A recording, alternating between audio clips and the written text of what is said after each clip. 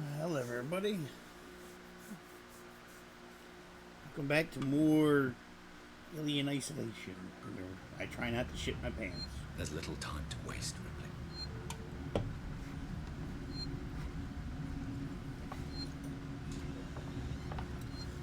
Okay.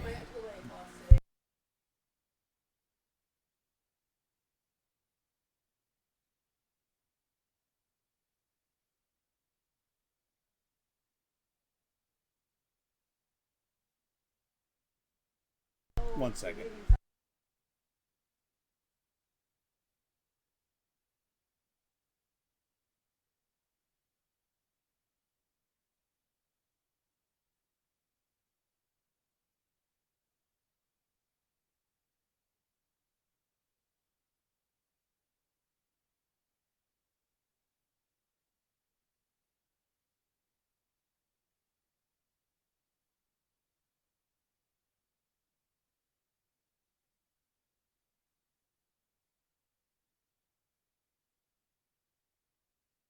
Alright, sorry. People decided to have a fucking conversation 2 feet from me. Alright.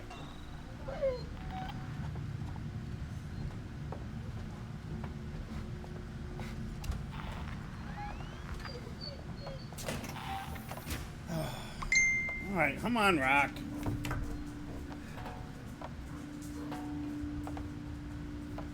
on. Come on. Go. Come on.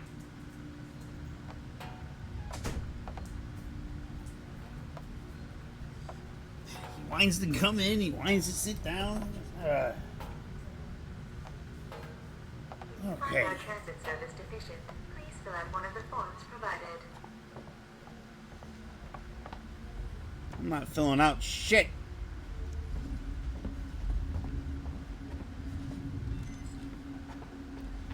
Somebody doodled on the map.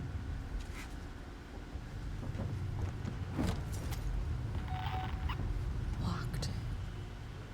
Of course it's locked. Why wouldn't it be locked? Oh, you know what? I need to turn the fucking light off. There we go.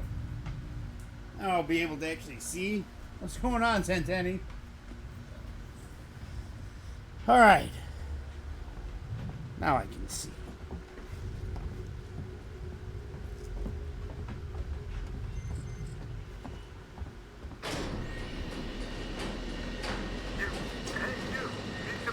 Ooh, the shutters are I opening. need a doctor.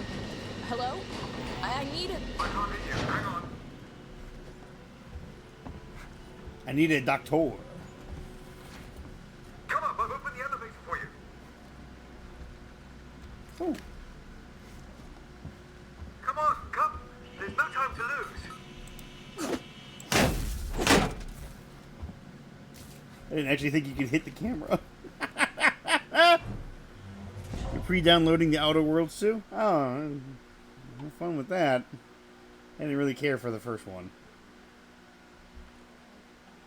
I played it, I beat it, it had its moments, but I was overall like kind of with that game.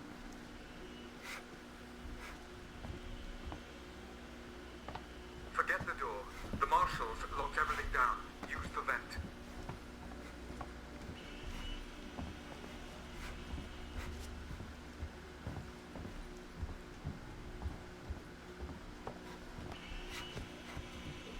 I don't want you looking at me, motherfucker.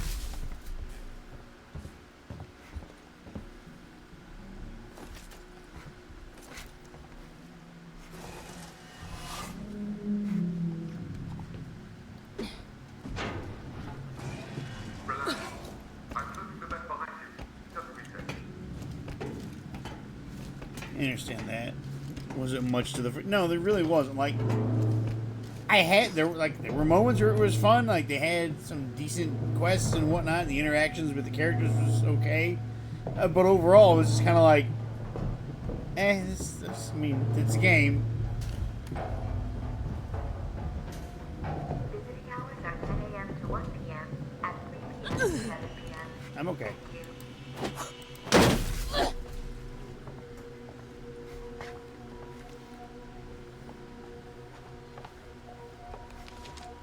Got another updated map. key card required, of course.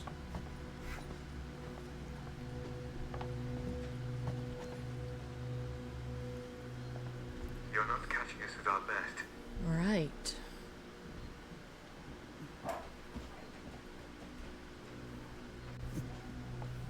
Oh, for fuck's sake. Sorry, give me 1 second. There we go. Yeah, I'm not catching Sevastopol at its best. I don't.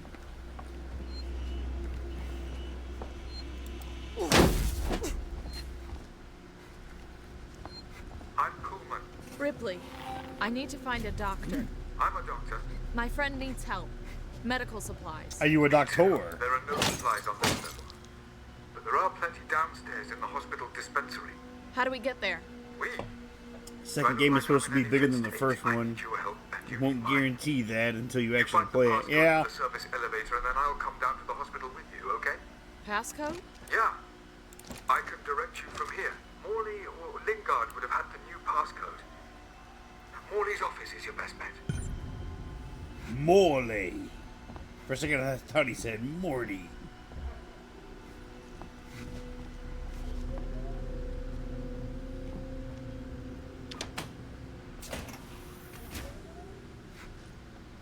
First of all, what's in this vent?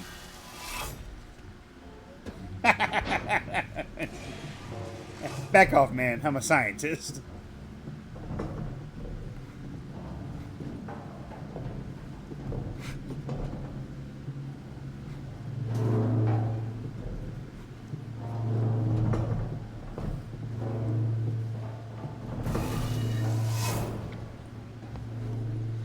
Fair warning, probably gonna die a lot in this part, because the first time I played this, I died a Let's lot work here. together, huh? Mutual benefit. Keep moving. The area you're in was for our more unstable patients, those who had trouble adapting to deep Just space. tell me where to go. Tragic cases. No, wrong way. Yeah, you say no, wrong way, but I need to explore first.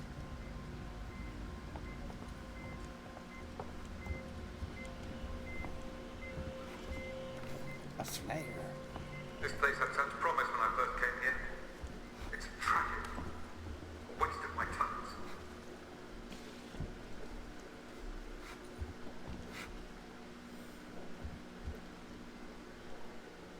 Yeah, but no mic this time. Yeah, I mean, this is true.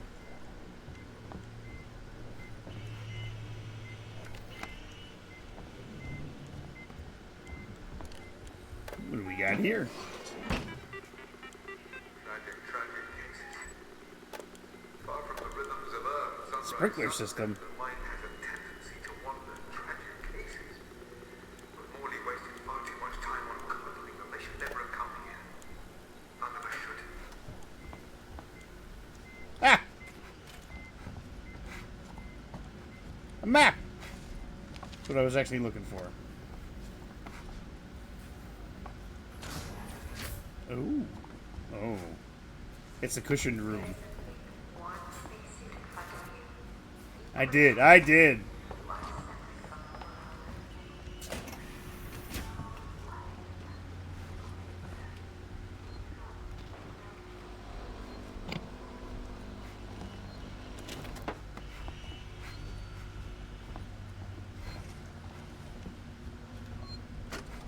Don't take kindly to be left out of the loop, boy. You hear me? I tried to use the dispensary today and found I was locked out. I can't possibly be expected to carry out my duties if you and Lingard cut my access privileges. I have patients who will relapse without that medication, particularly when things on the That's station right. are so Along that precarious. corridor. I will not see patient care suffer. Consider this a formal warning. And for the record, I do not have a problem. Coleman out. I don't got a problem. You're the one with the problem.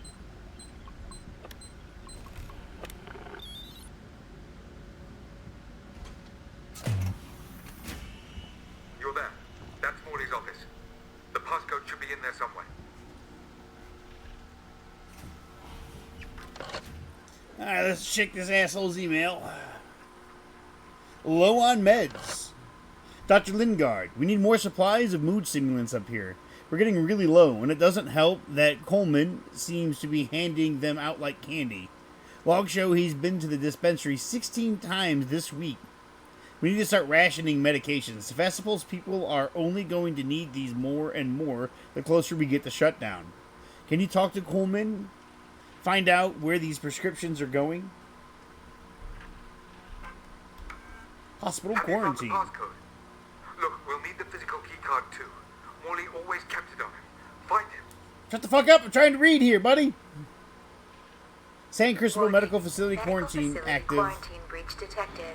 Warning. Relax. Medical facility I'm just trying to quarantine find out breach what that detected. is. You focus on finding that keycard. Shit. Fuck up! Entry to primary care deck is now limited to marshals and senior staff. Universal facility passcode is 1702.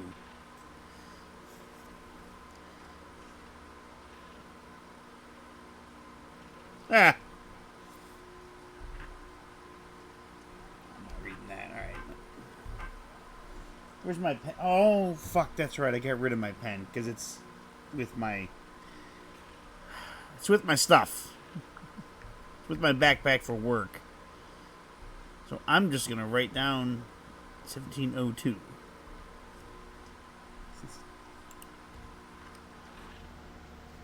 Well, thanks for the vote of confidence that I can handle their love.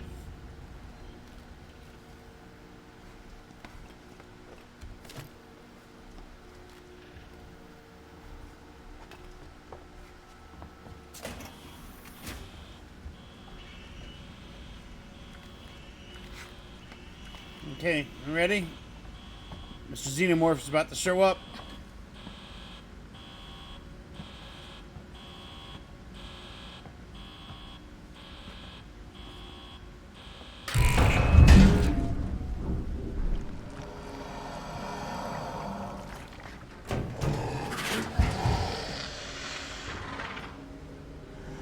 There he be in all his glory.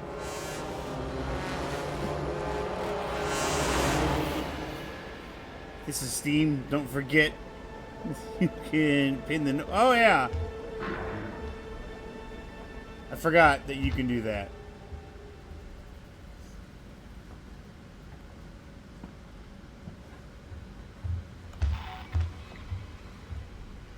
What the fuck is sprinting?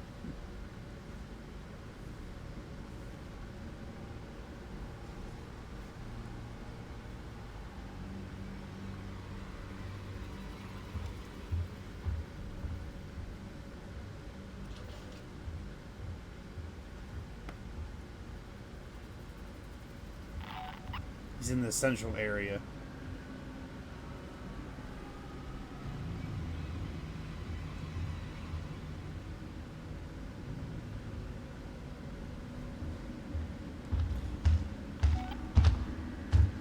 You think he freaked out the first time he walked up to a door and it opened automatically? Like he was like, ah! Oh.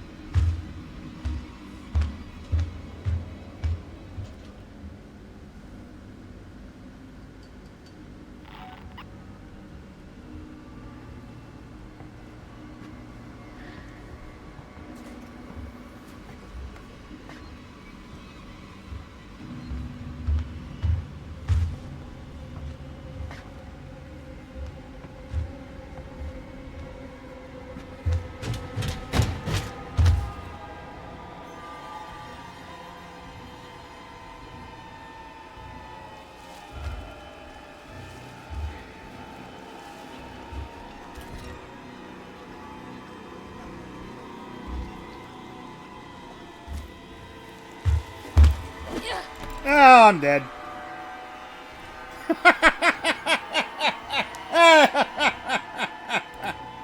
I knew that was going to happen. Fuck, I hate this part. Don't take kindly to be left out of the loop, Morley. You hear me? I tried to use the dispensary That's today right. and found I was Along that locked out. corridor. I can't possibly be expected to carry out my duties if you and Lingard cut my access privileges. I have patience. Hey, he was fucking moving a little quicker than I remember. The station are so precarious. I like how he killed me. It was just kind of like he picked me up. I was like, hey, buddy. Suffer. Consider I this found a you. formal warning. You're there.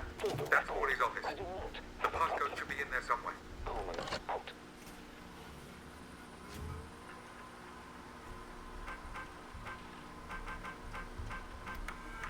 Have you found the passcode? Look, we'll need the physical keycard too. Morley always kept it on him. Find him. Warning. Medical facility quarantine breach detected. Warning. Relax. Medical I'm facility just trying to find out breach what that detected. is. You focus on finding that keycard. Yeah, I know.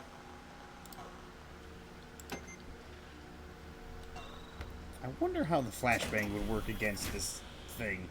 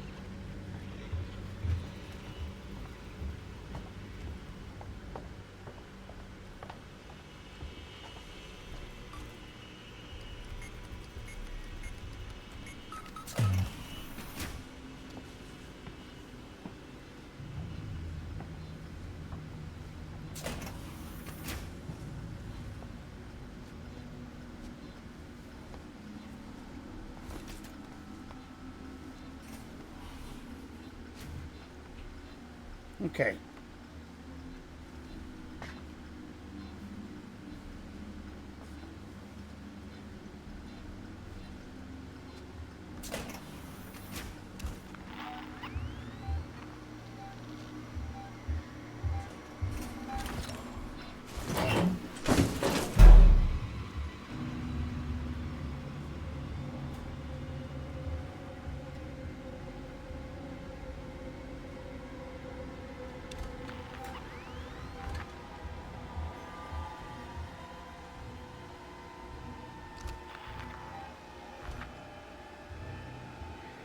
Of course, he's to the right now.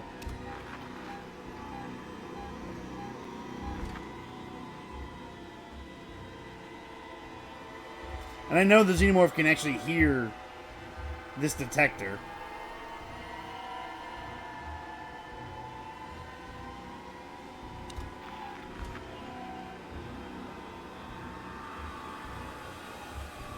And I'll say this, because it can open up lockers, quite impressive for a species that has never seen lockers before.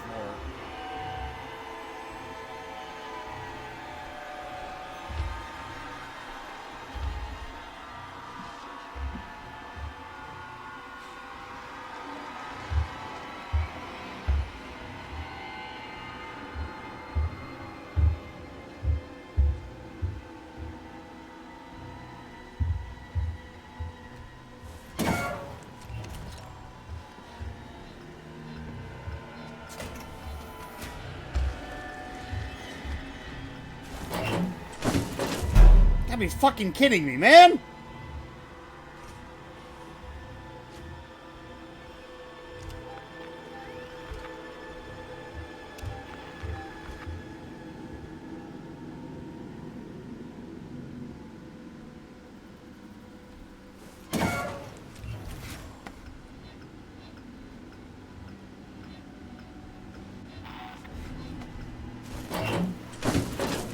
Fuck, I heard the fucking door open again. There it is.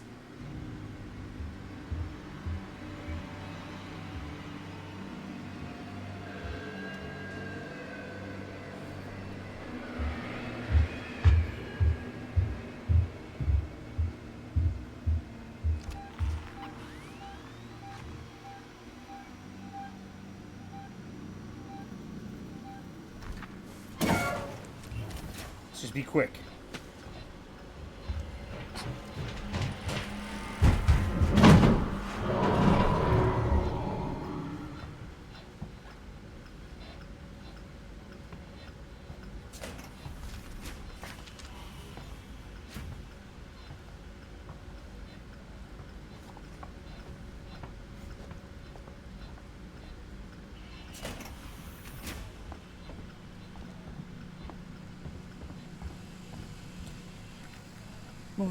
A26,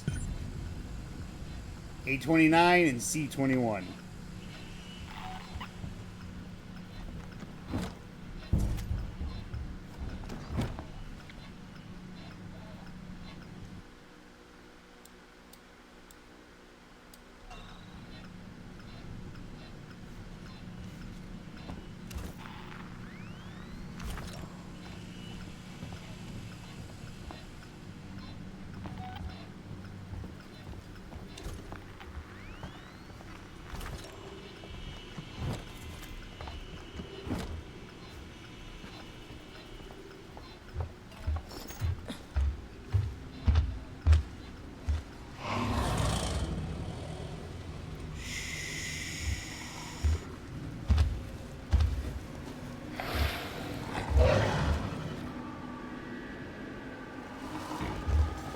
Vision's based on movement.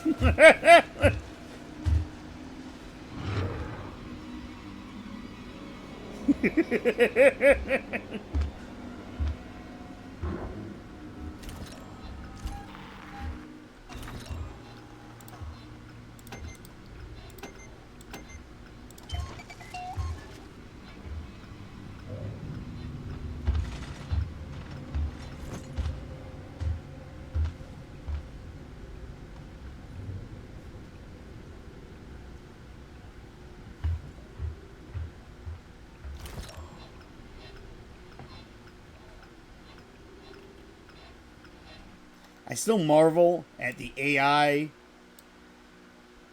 in this game.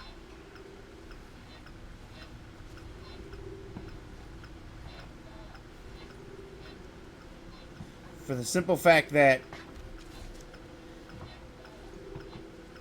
there are two AIs going at the same time.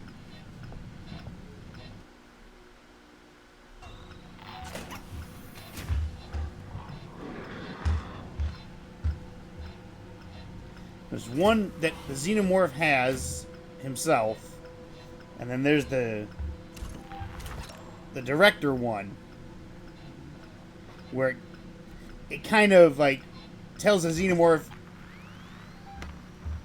about where you're at,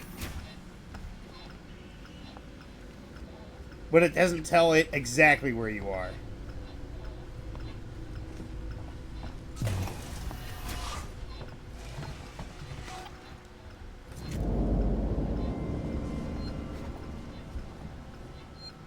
Fuck it, we're gonna risk it for the biscuit.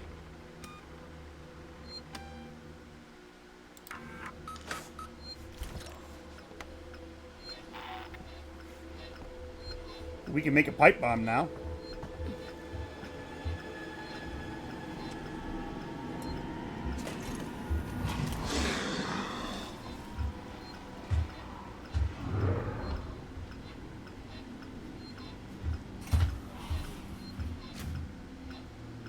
Actually, can we make a pipe bomb right now? No.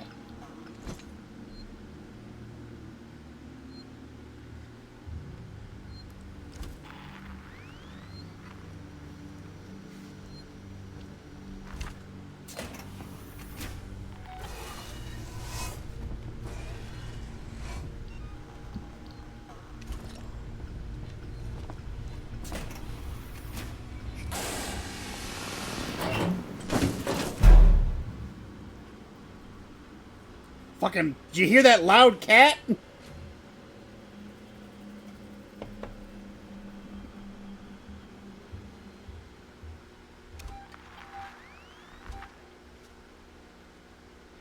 Wildlife ecologist, the owl knows better. Pretty sure it just snagged a rat, though.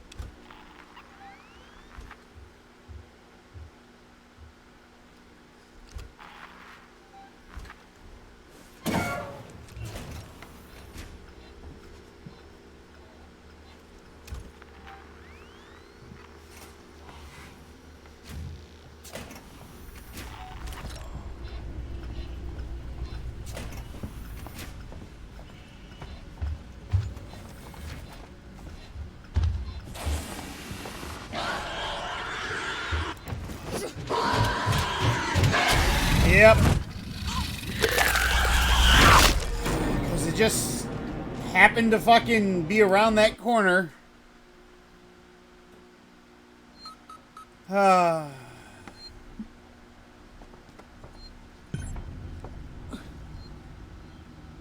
I make the pipe bomb? I can, okay.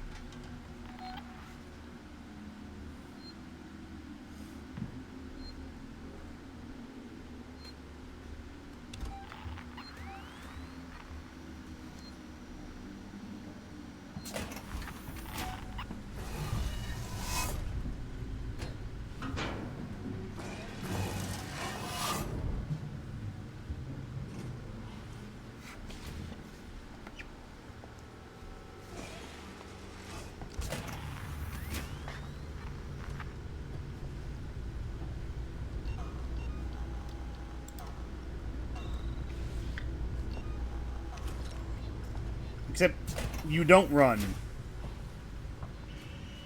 with the xenomorph.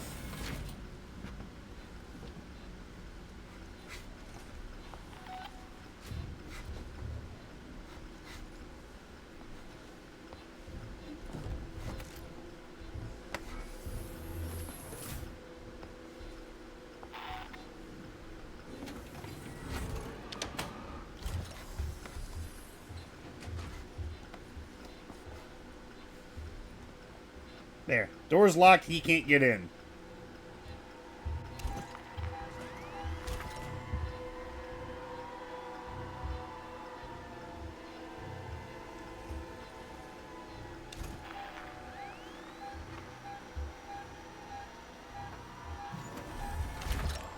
Never mind, I guess the door lock only works for a certain amount of time.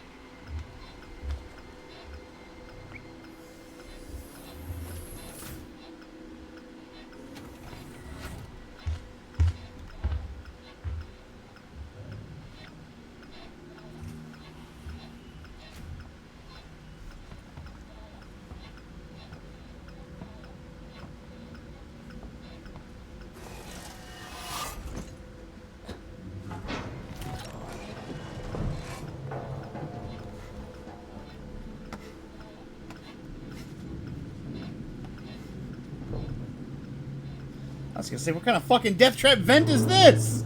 I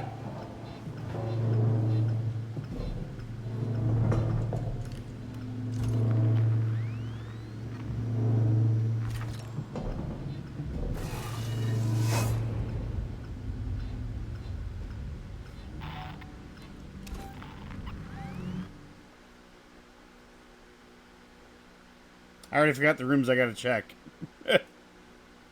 Hey, Frogger, how you doing?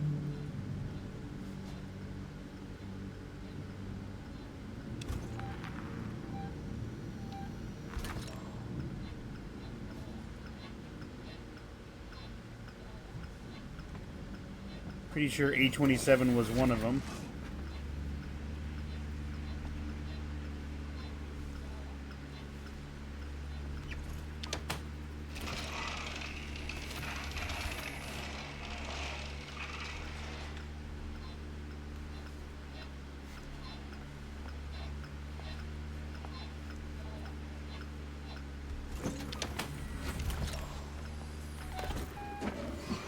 Let's see what we got here.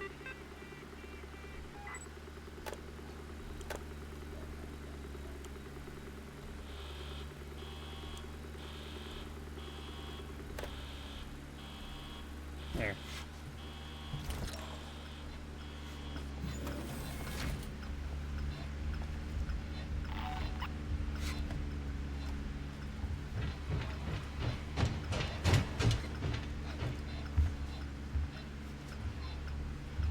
Why are you running?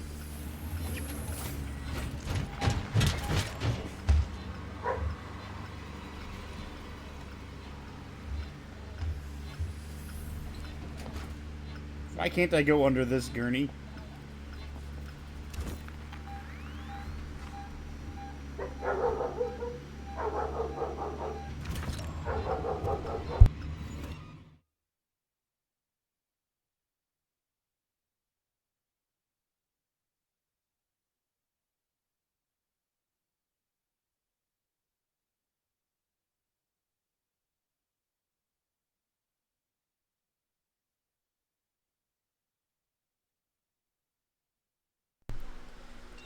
Well, chances are we're probably about to die. Again.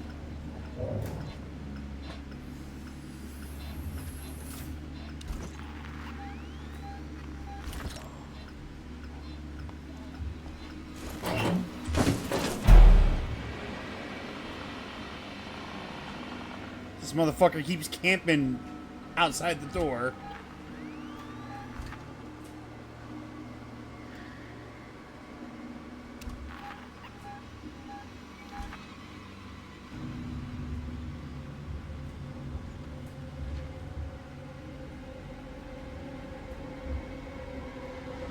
Yeah, we're gonna die.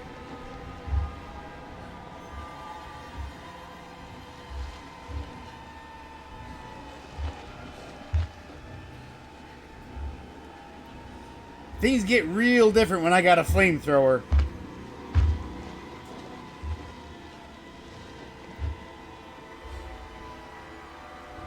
Come on, motherfucker, go away.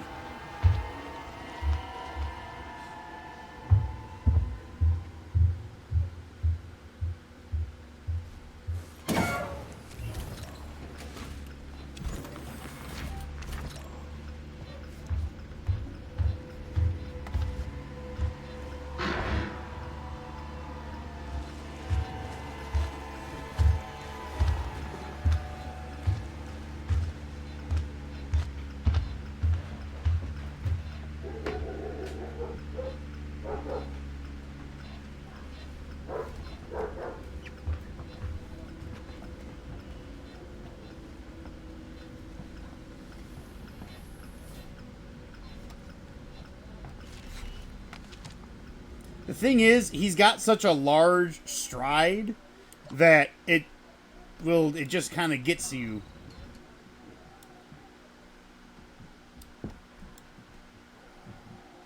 Morley's card is in one of these rooms. And I don't remember which one it is. That was little Ella barking, yes. She's being an asshole today.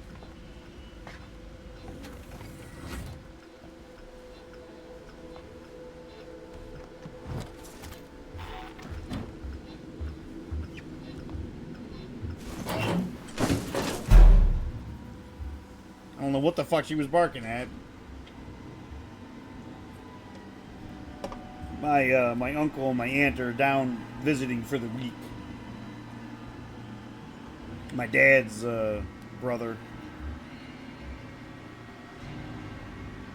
So for the time being, I have been relocated my sleeping arrangements to the basement. Because I don't need my uncle and my aunt walking up and down the stairs.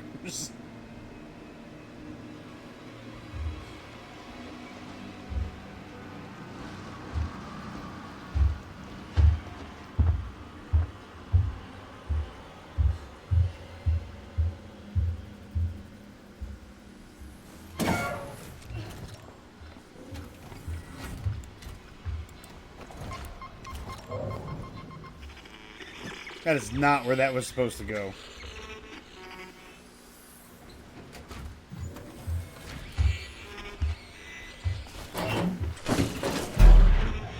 The fucking thing bounced off the goddamn gurney.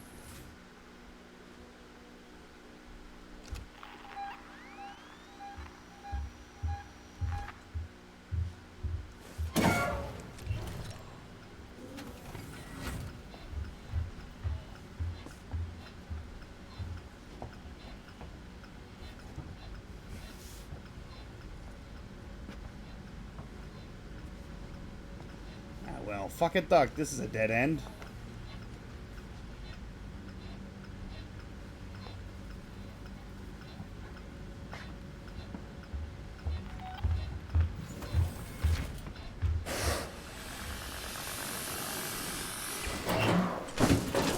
He didn't see anything.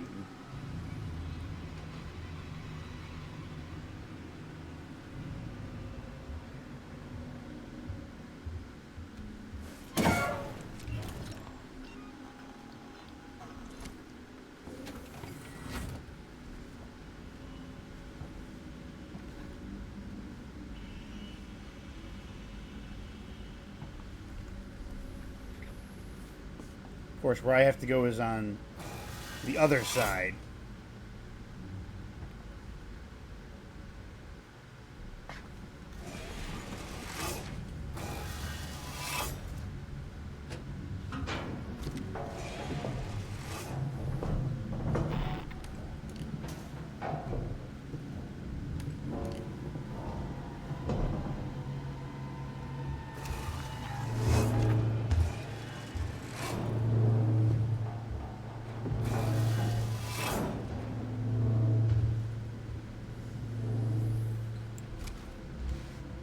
For science!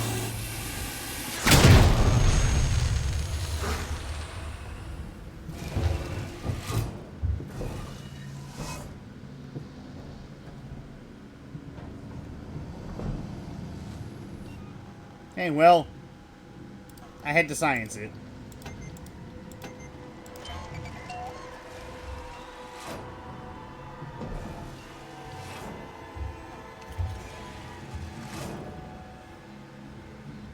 You popped up at the bottom. You're famous.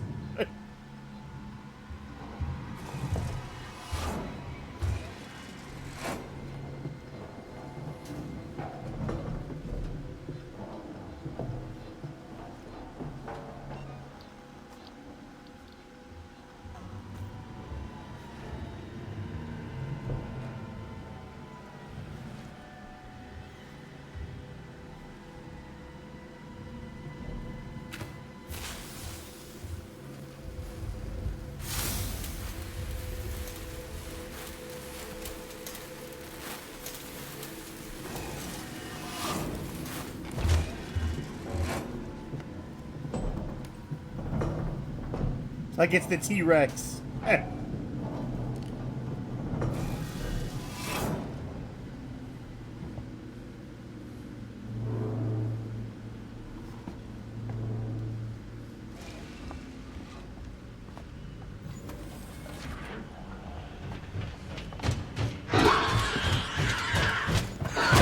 Yep, there it is.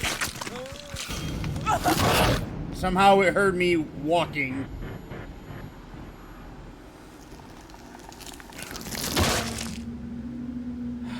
I hate this part. Like, this is, to me, this is the worst fucking part of this whole fucking game. Just this part.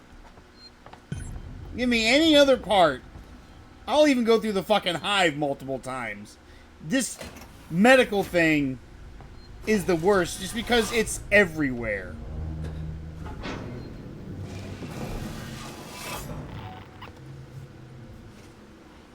There's not a lot of places to go, and it just...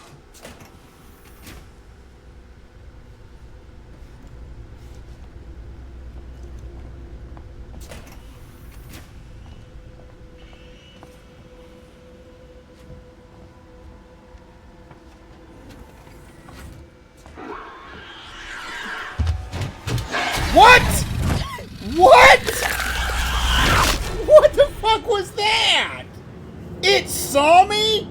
Through the wall? Are you fucking kidding me?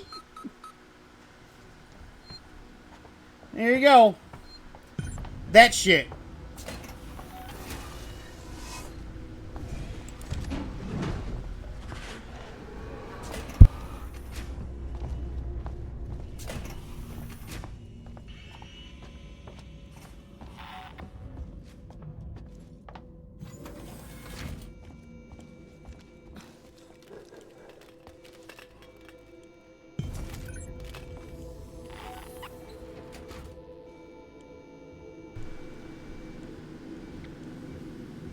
No, I'm pretty sure it saw me through the wall, because there was no way it could have heard me.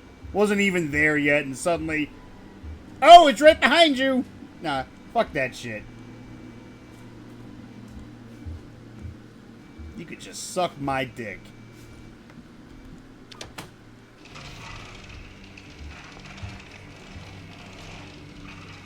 Well, I got the fucking key card, so... Now I just need to get the fuck out. Which is, I gotta return over here. Which I don't think I can go that way. I think I... I think I have to backtrack.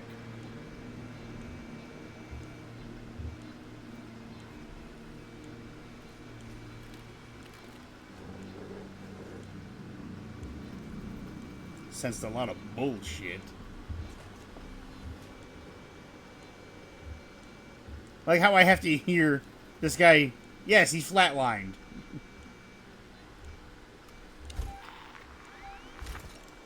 Yeah, Christ, there he is. He's right outside.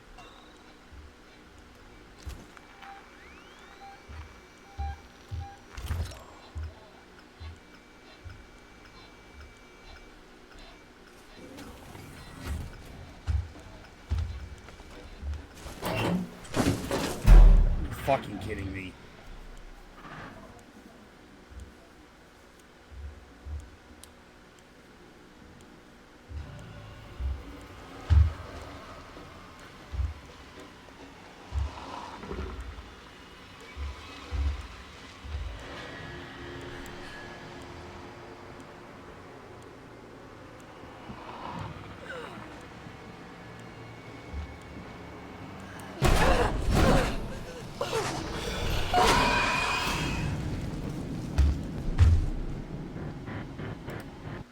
Really, Amanda? You couldn't hold your breath for more than 2 fucking seconds? Fuck, she was like... Huh.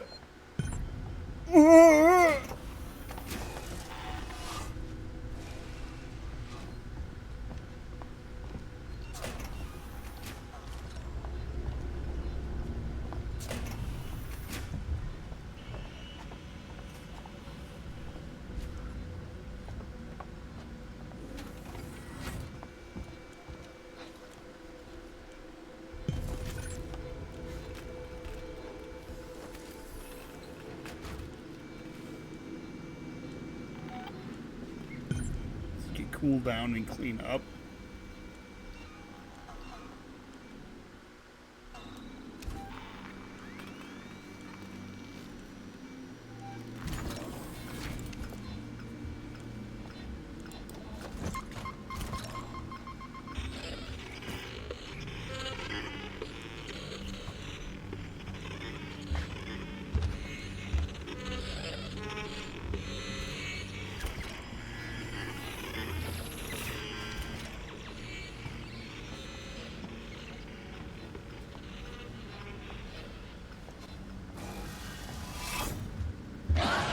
I'm dead.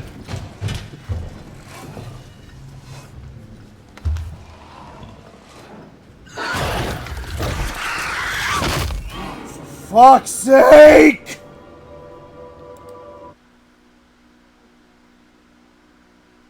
I'm well aware, Centenny, well aware. Like I said, I fucking hate this part.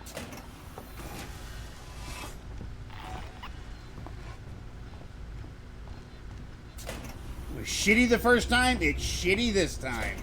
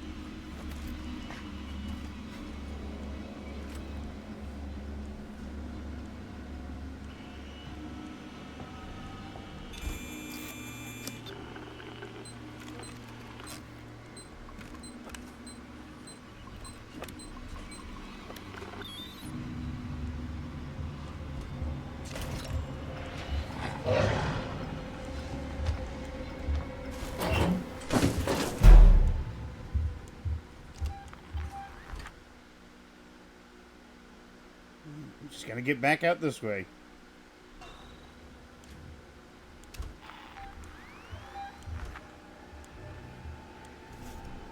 It's probably gonna be 6 here in a second.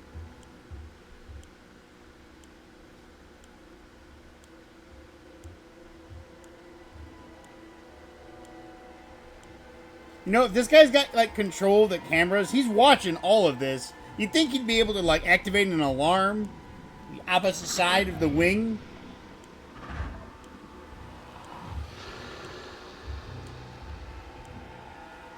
So that he would just be like, oh yeah, I'm going to try and lure the xenomorph this way.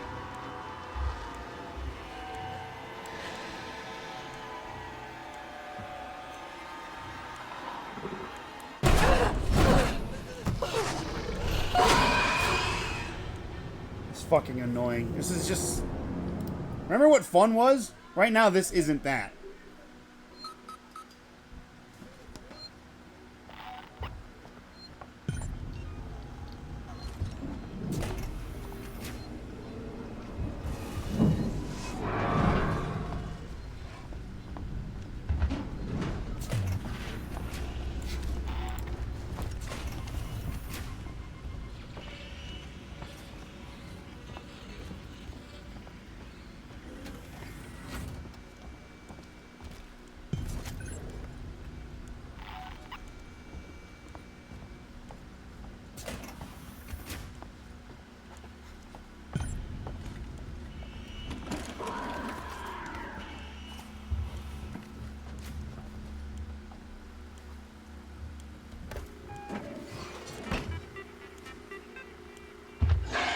I'm dead.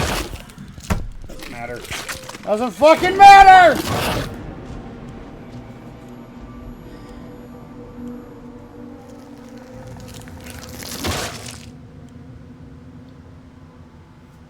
Because you have to lean back and hold your breath.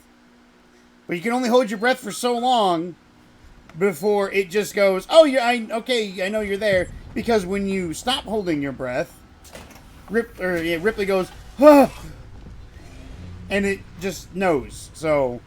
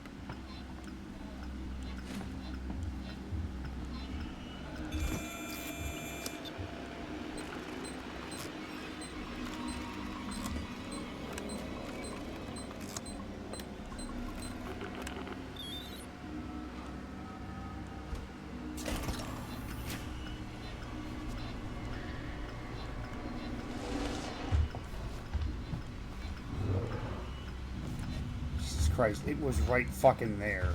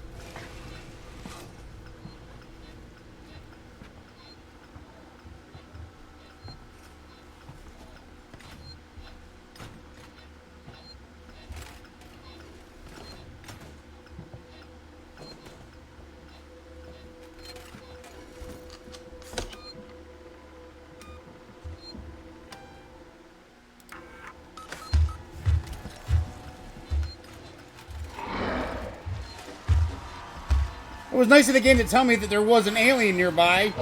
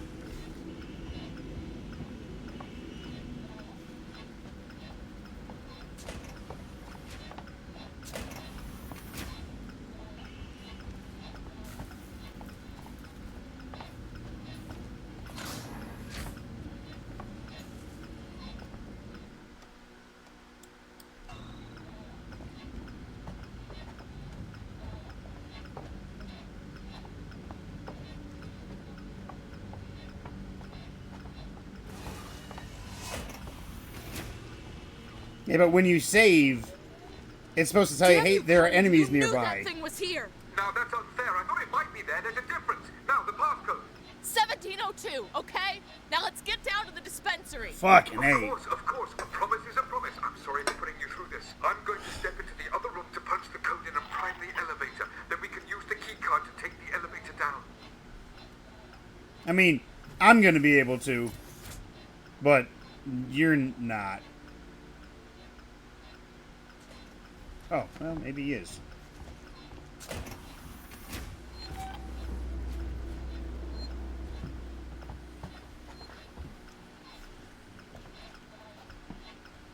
There. I'll collect my things and we can leave. Yeah, we can leave.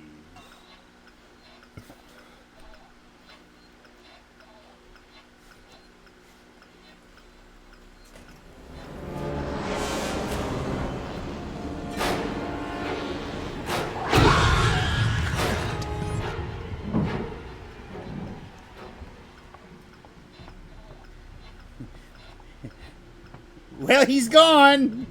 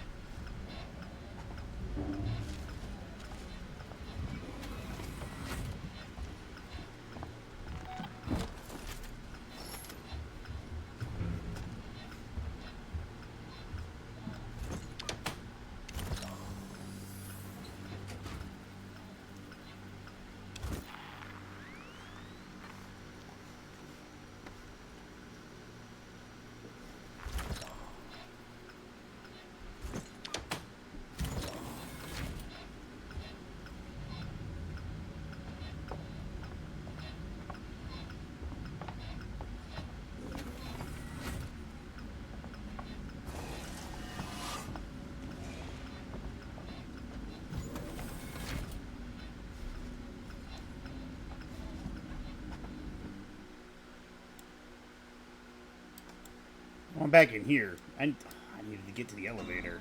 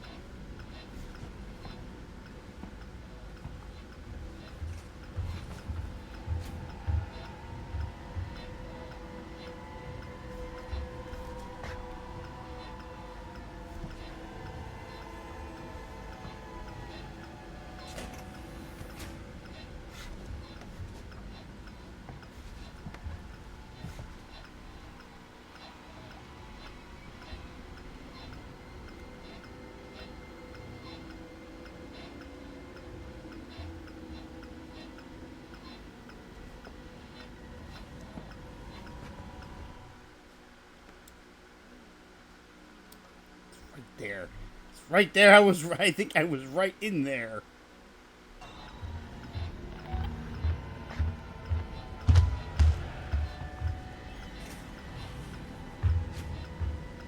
Like how it just kind of knows, hey, this door's open.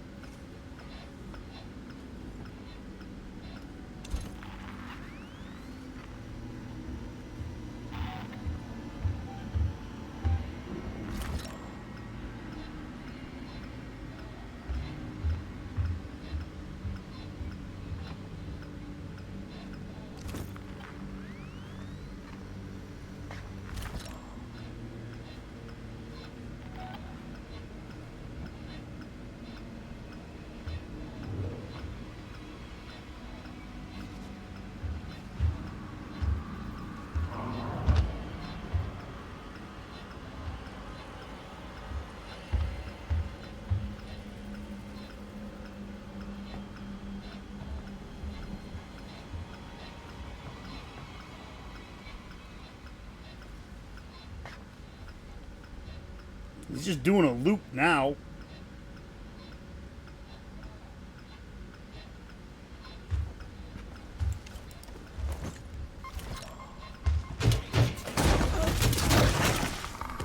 Yep. It saw me. It saw me around the corner. It must have. That's the only explanation I got. It's got those corner eyes.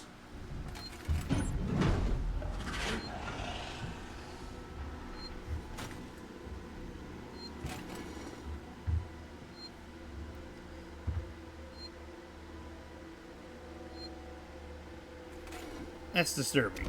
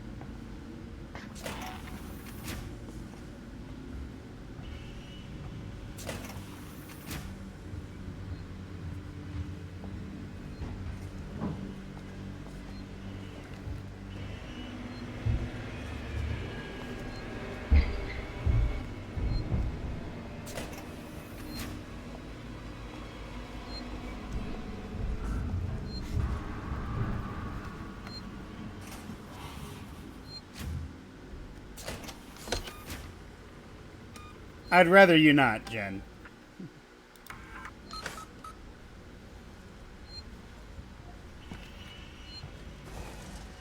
Alright, so now we're down a flare and a noisemaker. Flare is fine. I honestly wonder what the xenomorph thinks of flares. Like, he looks at it and he's like, what the fuck is this? What is this? It's moving. I can't eat it. Damn you, Coleman! You And it knew kinda- that thing was here. Kinda That's hurts. unfair. I thought it might be there. There's a difference. Now, the passcode. 1702. Okay. Now let's get down to the dispensary. Of course, of course. A promise is a promise. I'm sorry for putting you through this. I'm going to step on the postcode. Yeah, you do that. I'm just gonna go over here.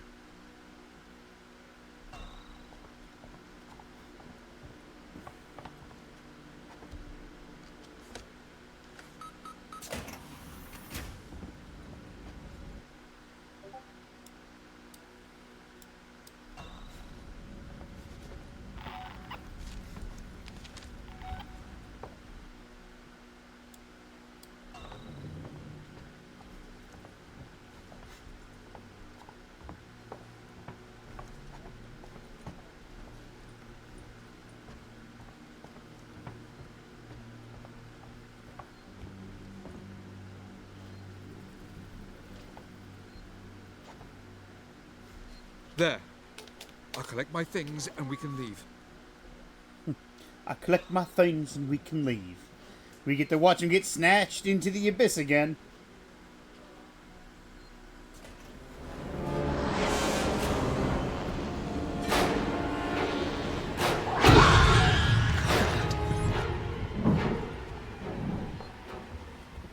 Because Homeboy literally got snatched. Like, it didn't kill him.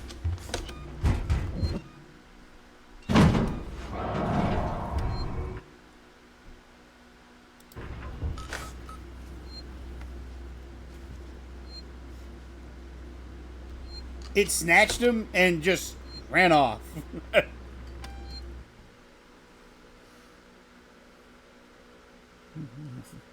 Was literally about to have a three-way with him and a fucking liquor. Oh, and when you saw Mr. X, you didn't mean his humanoid form in the trench coat. You mean his final boss form with his giant-ass mutated claw arm. Oh god, that's not good. Okay, where do I gotta go? I gotta go over there.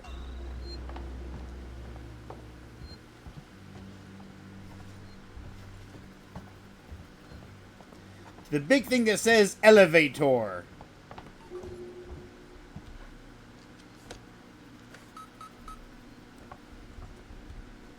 Alright, well that only took an hour to get through medical.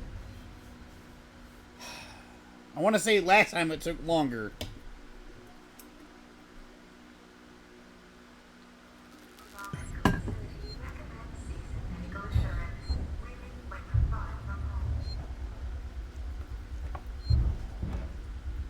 You don't want to know what he does with that claw arm. You think just by reading it, you created trauma for yourself?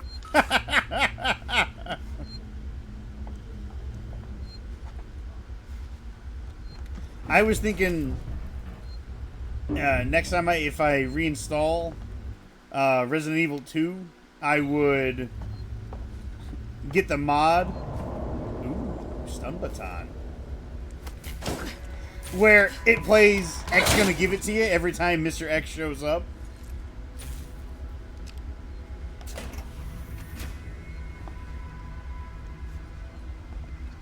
Because, you know, X gonna give it to you. So, there's some fucking... going on with this fan... Oh, God. That's where you went wrong right there. You started reading fan fiction. Frank, I need to talk to you. I've got a body up here that's part of a Marshall investigation. Female, late 30s, chest wound. I have no idea how long Marshall Waits will want to keep her up here, but this is a highly sensitive situation. I'm going to need your discretion, and I'll also need you to trust me on this one. Come see me in my office. Lingrad, Senior Medical Officer. Environmental controls. Frank, your concern about San Cristobal's lockdown has been noted, but I assure you, an evacuation is 100% necessary and only a temporary measure. My priority is the welfare of the living, while you seem to be more preoccupied with the dead. If you're worried about the power fluctuations, morgue temperature, and the condition of the corpses, just adjust the coolant delivery system. Just get out of there ASAP. Hydrogen cylinder unit U6 not found. Cold room inaccessible due to extreme temperature.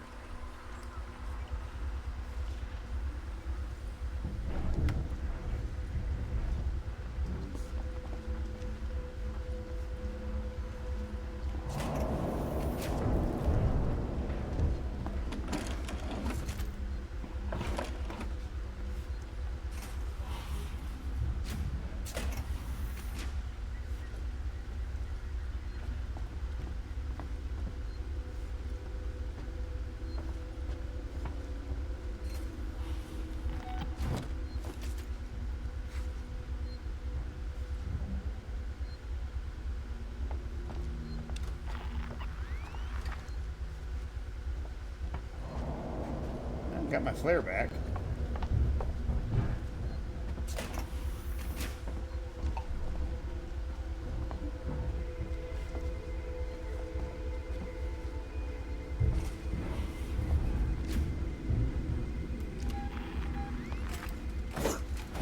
Oops, wrong button.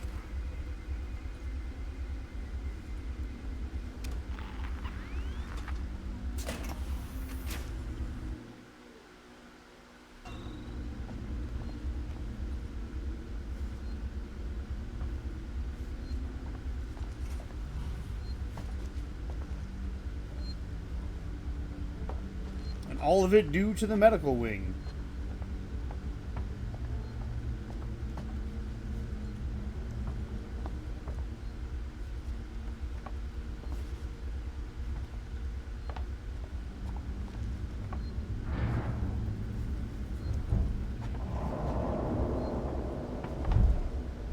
Aren't there canisters and shit I'm supposed to be able to pick up here?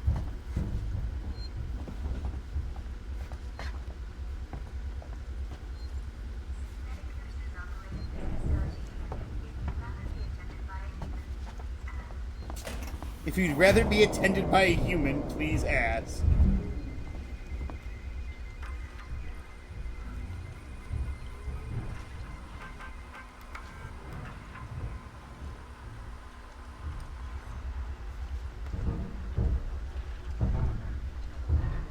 Ah.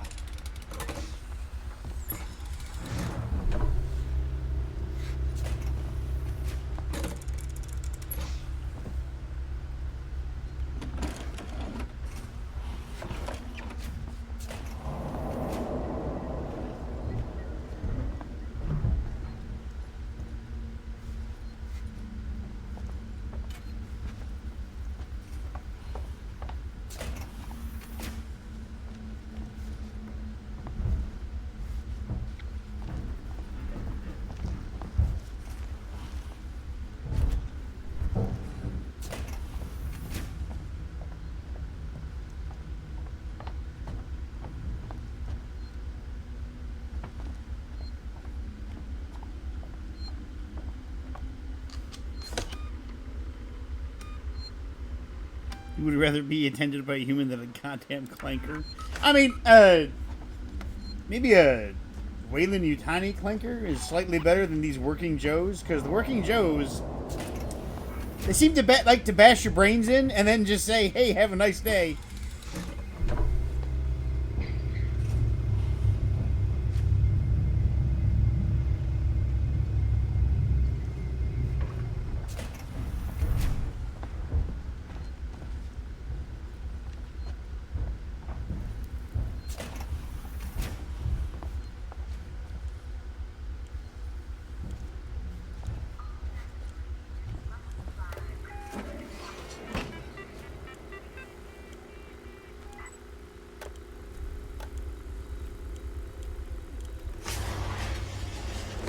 Samuels, there's a Dr. Lingard, senior medical officer. Should be able to find out where they're keeping everything in her office. Good luck, Ripley. Hurry if you can.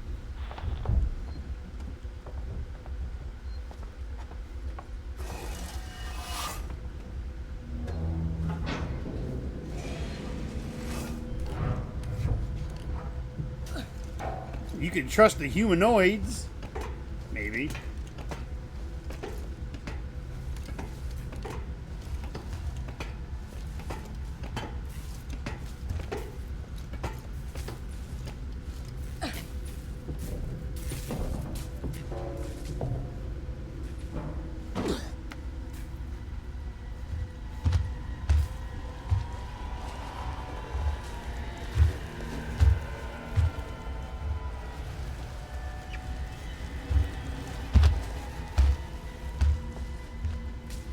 The fuck kind of bullshit was that?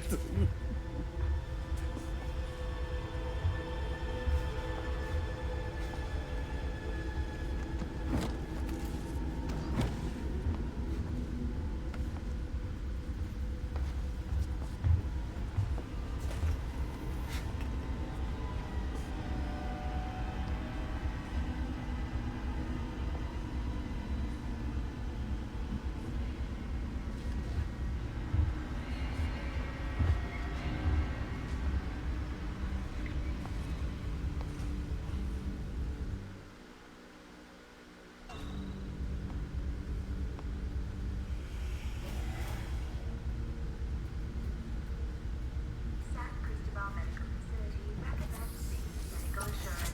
Relief when you're far from home.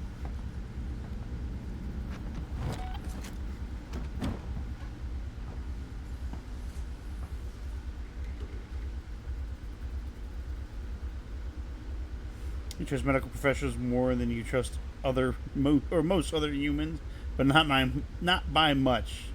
The kind that saves your ass. I get what you mean. I'm picking up what you're putting down. I could use a map of this place.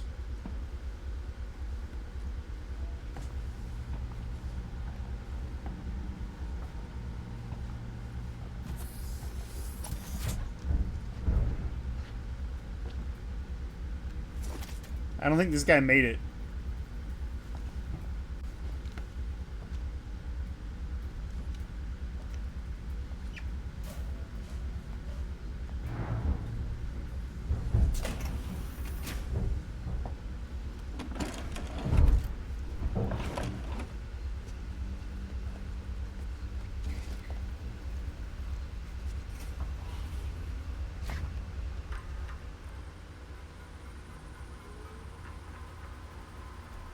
This is Lingrade on return. I've prepped the patients and the trauma ward for transportation as best I can. Before Waits locks this place down, I'm going upstairs to the psychiatric ward to make sure there are no stragglers. The dispensary is now empty. Everything San Cristobal has to offer in terms of first aid and medicine is with you or elsewhere on station. I'm hoping you'll be bringing good news, Morley. Death certificate. Cause of death. Classified. Horde. Statement recorded 13th November 2137. Author Lingrade San Cristobal Medical Facility Operating Theater. This is Lingard, Senior Medical Officer at Sevastopol Station. I want to state for the record. I have been placed under duress with regards to my patient Zero. And Ransom, Season's head of operations, She's got some really he white made certain teeth. threats for my career and my certification. I want that on record. God. Just remember, just because you're in deep space, That woman take needed care of your help. teeth. I didn't know what type of parasite she had encountered, but it had planted something inside her. I am so sorry. I had no way of knowing what would happen.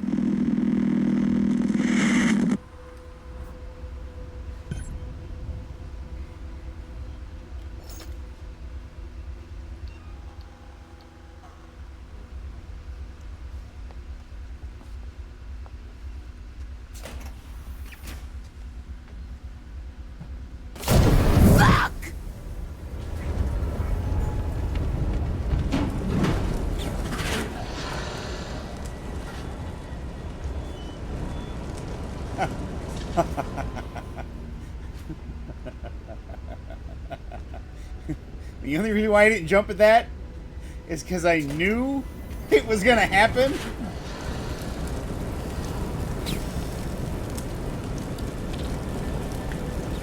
Yeah, touch the fire. Touch the fire.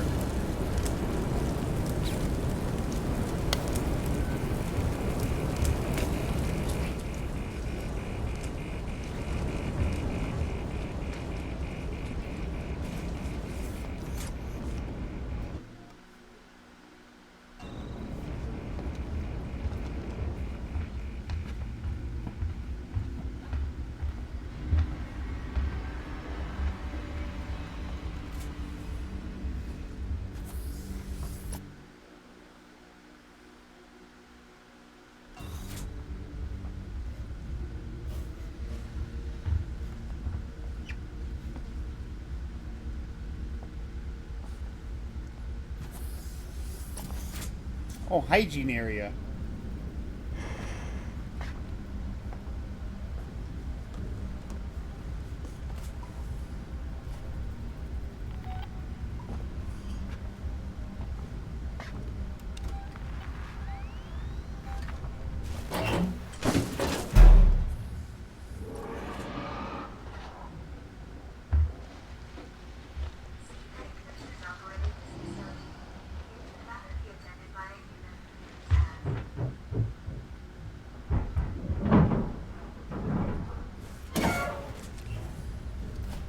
Went into a vent.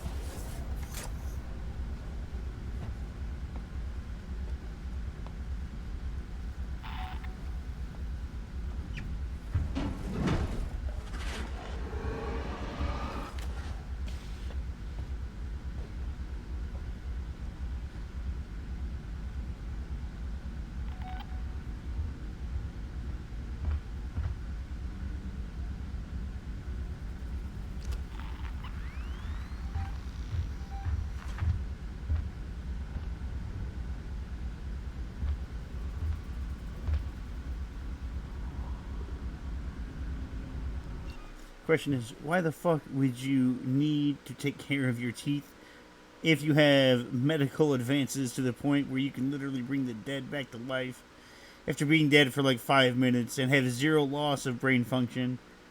That is in the lore of the Aliens universe, or the lore in the Aliens universe. Because have you ever had teeth pain? If you've ever had teeth pain, you know why. fucking take care of your teeth. Because teeth pain is no joke. Doesn't matter where you are, what's going on. Brush your fucking teeth. Trust me. I wouldn't wish teeth pain on anybody. Not even my worst enemies. 1, 2, 3, 4, 5, 6, 7, 8, 9, 10. Like nobody. Teeth pain is got to be the worst pain you could ever have.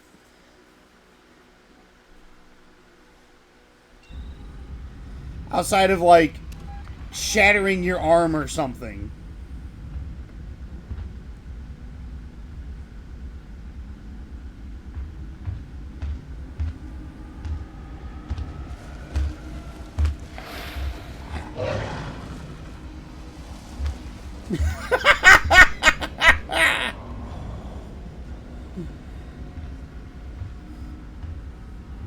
Okay, giving birth, yeah, that's another top tier level of pain.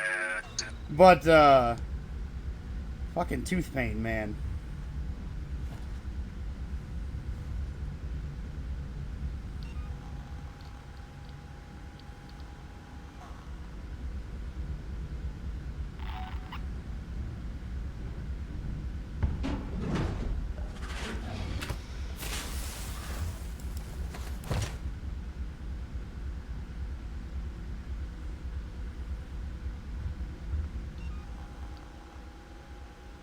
All transitory patients must supply their PIN number and document registration. Plus, the Aliens universe, you can get your entire mouth replicated, and they have STEM research to the point where you can literally replicate teeth, nerves, and entire body parts. Okay, well, I mean, look, man, I'm talking about, like, the average Joe. The average Joe ain't gonna have the money for any of that shit.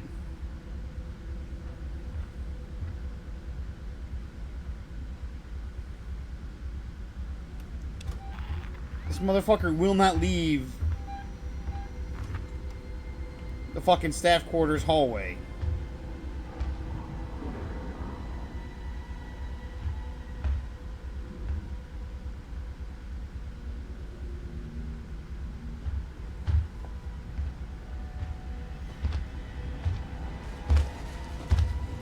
Go get the flare.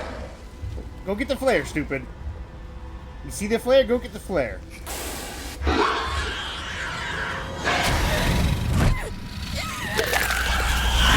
Ain't nothing I can fucking do there. Don't know what the fuck I was supposed to do there. He just kept going in the hallways. I was like, okay, I got nothing. Literally nothing I could do.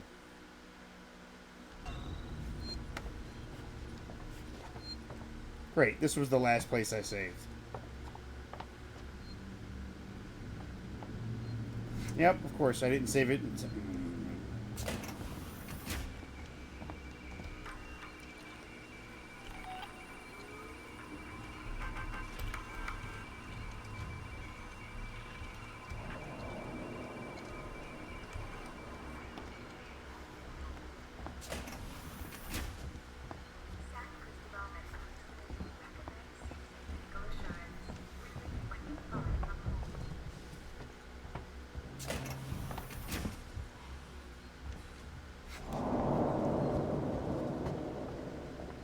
Oh, I already have the canister. That's right, I saved it when I had the canister already.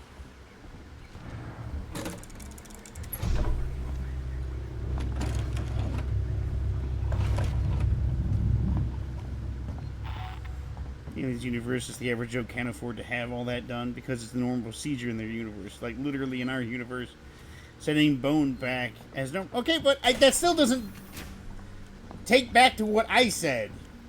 If you don't want to have to go through that procedure, just take care of your teeth. You think people in that universe just walking around like, I ain't brushing no teeth. Fuck all that shit. Nah, man, you gotta brush your teeth. Take care of your teeth. Senior medical officer. I don't care how advanced civilization gets. Take care of your motherfucking teeth. This rant has been brought to you by the American Dental Association, the ADA, where their new motto is, brush your damn teeth, motherfuckers.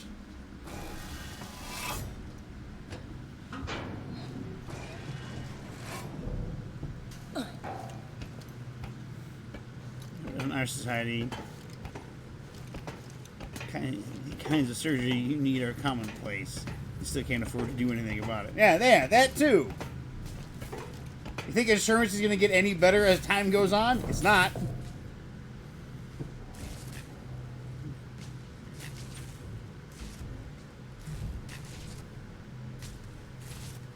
Well, that's just stupid.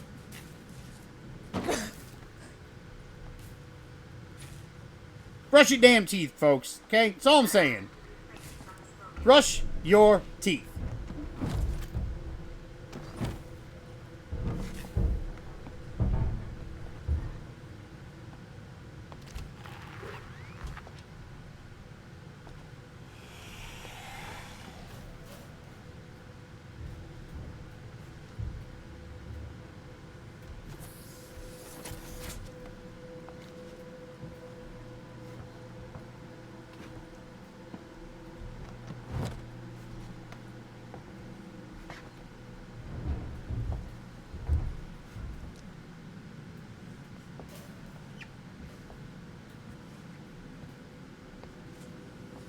Trust me. You want to be walking around with yellow teeth, gingivitis mouth.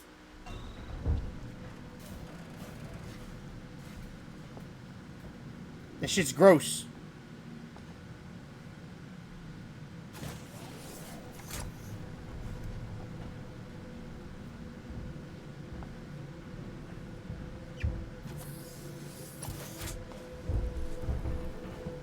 I just want people to take care of the mouth. That's all I want. Just take care of your mouth. It's an important part of your body. You gotta take care of it.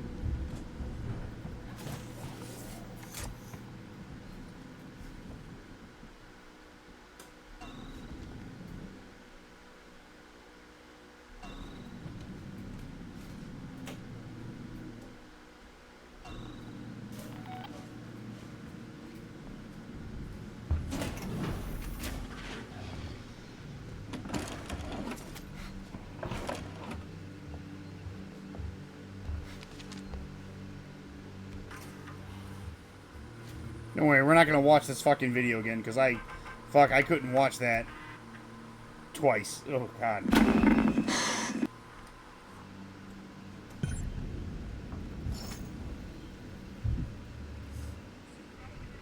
I'm just saying.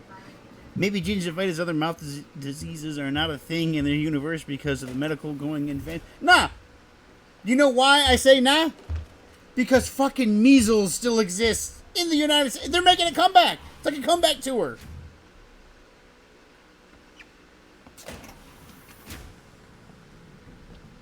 Fuck.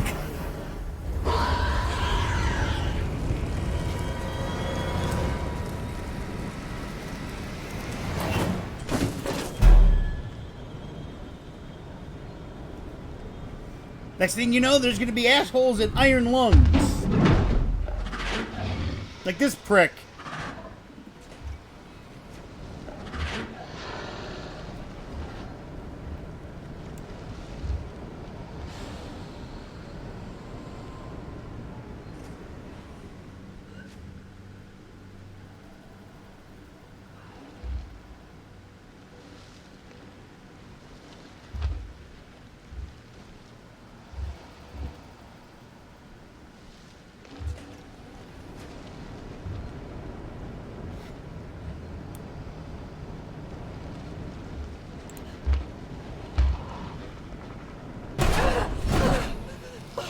I don't know what the fuck. I don't know what I was supposed to do there. I fucking couldn't go anywhere, couldn't do anything, so now I gotta fucking do that shit again.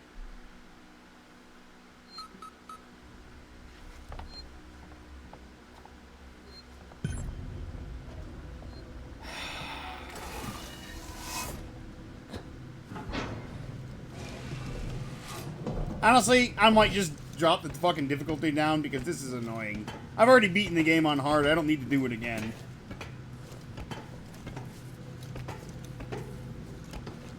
And there's still a lot of time left in October for other spooky games.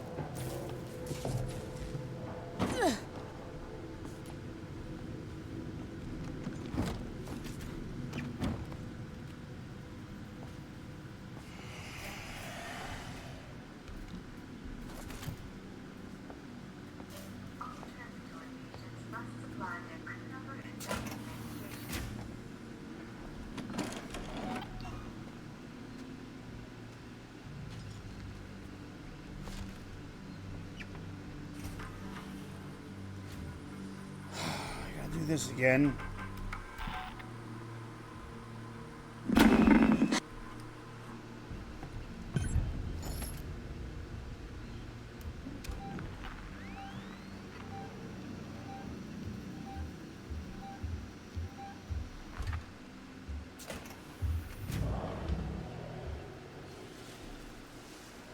I will say this is some bullshit that the fight or the explosion doesn't happen when he walks near it, only when Ripley does.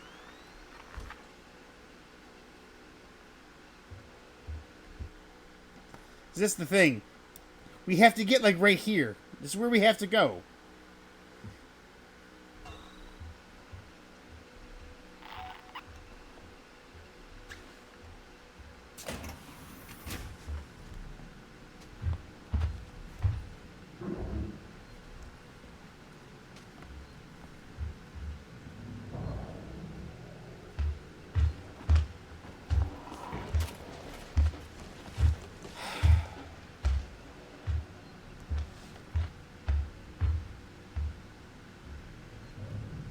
He kicked the cone.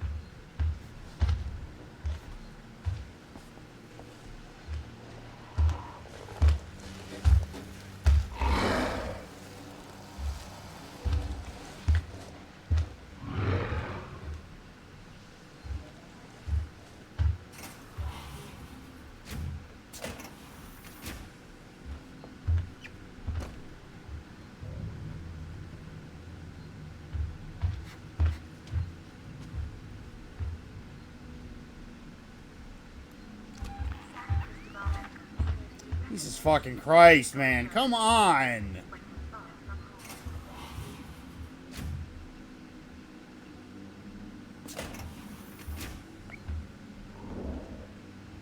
I love this game, but at the same time, it's like... Come on, bro.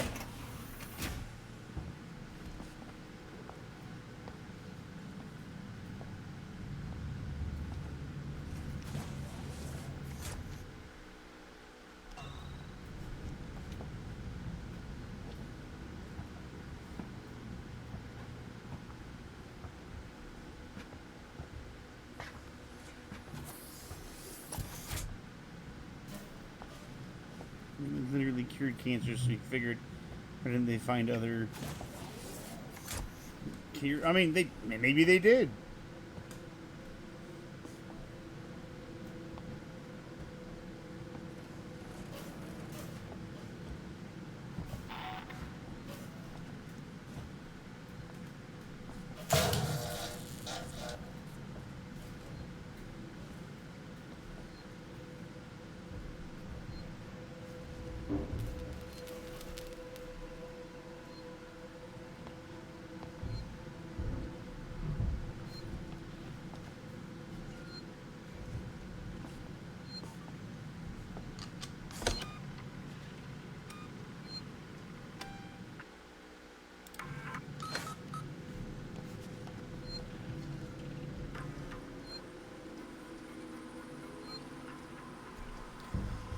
Morley, 2505.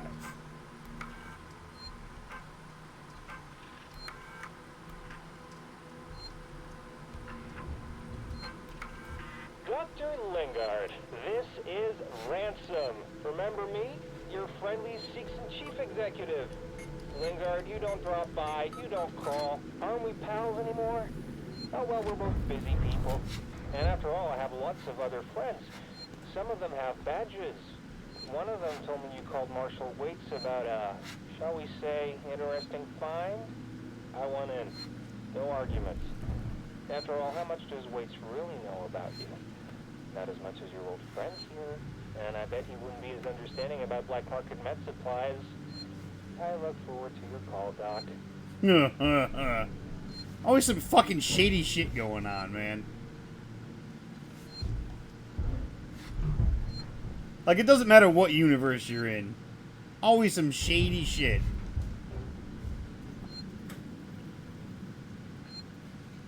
I just want to do another save so I don't have to fucking open up the door again.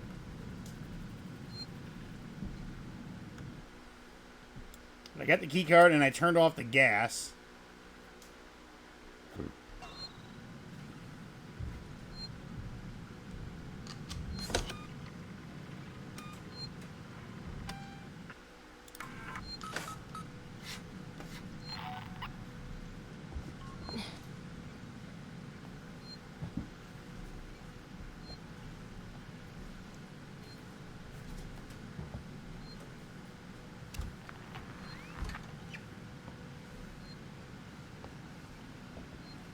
You got some squeaky shoes.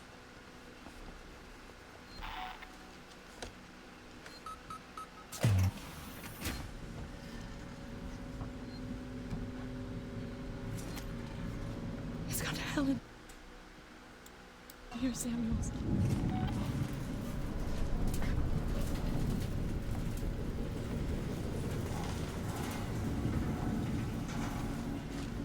Oh, I remember this area.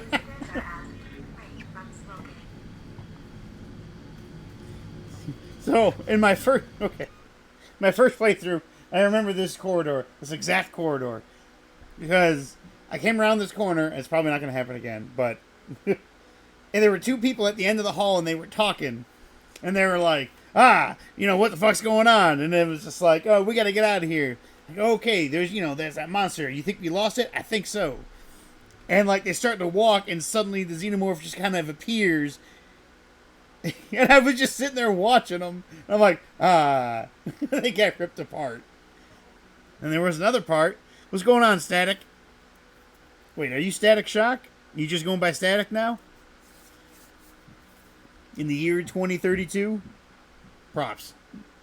Another time, there was like a group of humans, and I threw a noisemaker at them. And they were like, hey, what's that? And then the xenomorph showed up and just ran through them all. And I'm like, yeah, well, he's busy doing that. I'm going to go this way. Part of me felt bad.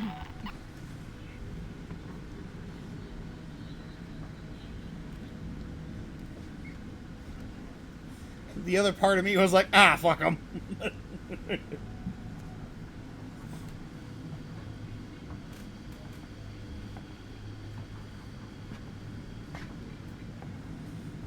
To me, it's always funny to do stuff like that where it's like, yeah, you gonna die. I'm just gonna toss this noisemaker towards you.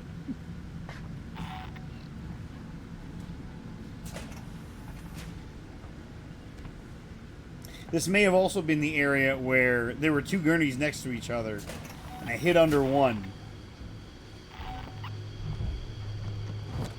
And the xenomorph came by, and I was like, oh fuck. So I slid out from the one I was hiding under, and ooh, nice. I went to the other one. And sure enough, Mr. Zeno was like, oh, I'll take a look under here. Samuels, I've got the meds. And then he came up and went to the other gurney. I was like, let me slide out of there and go back to the original one. And I did, and he looked under the other gurney, and then he was like, well, she's not fucking here. I just gotta go. Static. Only remembering me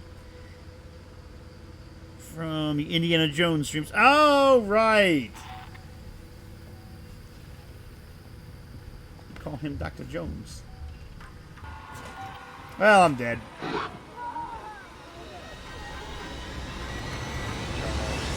something go down here. Tape off the scene and make sure it's not touched. Forensics. I think. Keep this quiet for now. I want total silence. I think The last thing the station needs is a panic. And the alien got the 3 people in the hallway. ransom and meant to meet their fucking badge. He turned up, quoted Sikhs and privileges, and had a ringside seat for the whole. Oh. Oh, man. I feel kind of bad. Goddamn mess. This is a serious incident. I don't need ransom making it more complicated. Do you read me? Waits up.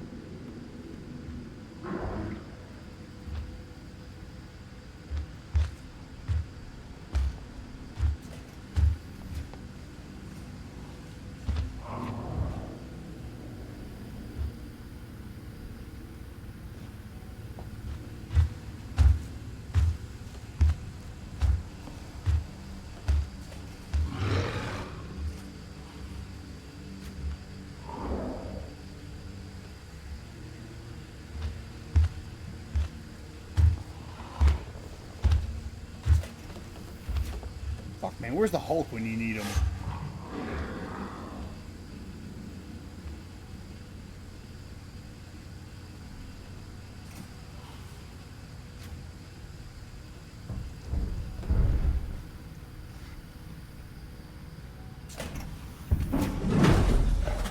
Oh, you gotta be fucking kidding me, bro.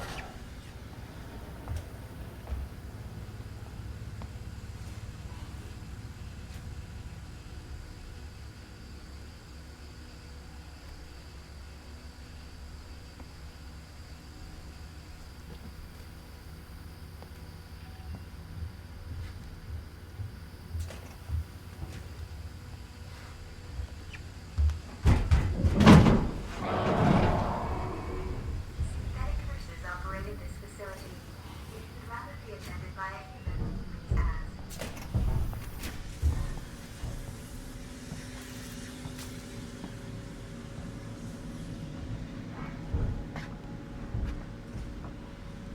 Am I going the right way?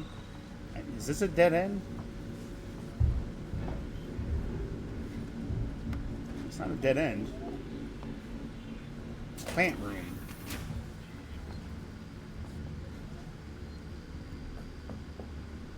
What is in the plant room? I don't see any fucking plants. Ripley, your way out through the medical reception is locked down. The only way to open up an exit is to trigger the hospital's evacuation procedure. Risk it for the biscuit! So, right now, there's one alien. Or so you think. In reality, there's actually a whole nest on this station. But you don't know that until much later in the game.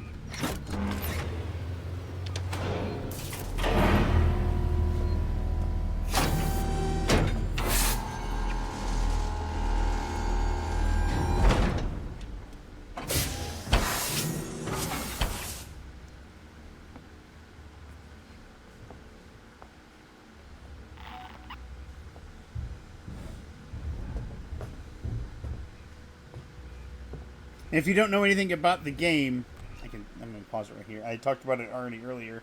When they made this game, they made 2 different AIs for the alien. So there's an AI in the game that will kind of tell you, will tell the alien where you are, like the area where you're at. So the xenomorph will kind of roam around a certain area. And of course, sometimes it's bullshit. And then they also gave the xenomorph its own AI.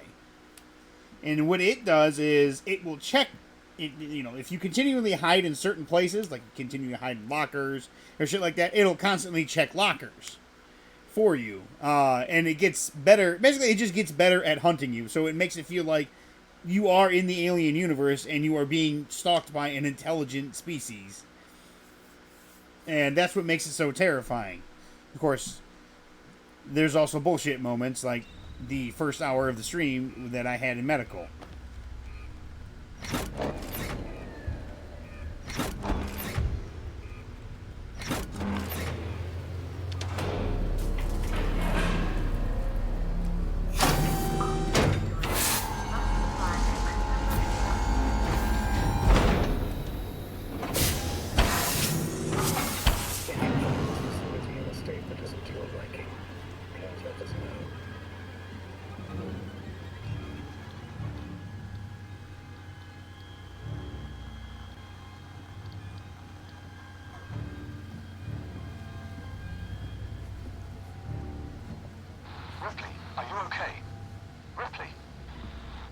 fuck up.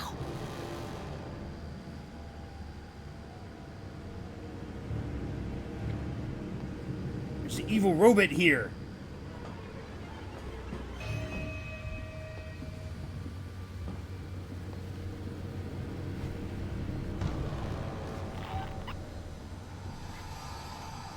Oh yeah, that right there. If you see that at a vent, don't go under that vent because that's an instant death. Think Batman Arkham when you're on a gargoyle and you snatch somebody from the top.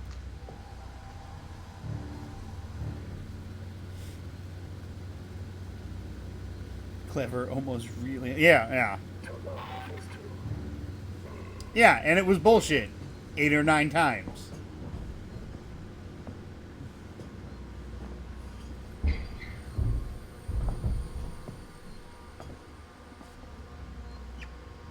Was some serious shenanigans. Like I call shenanigans.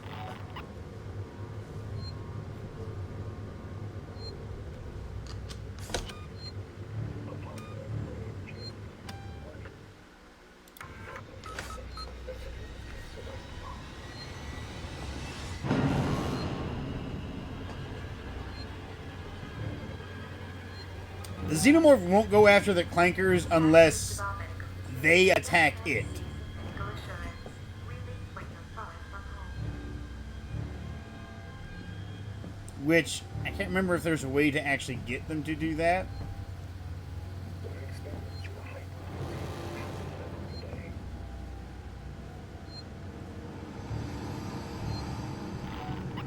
See the drool coming down?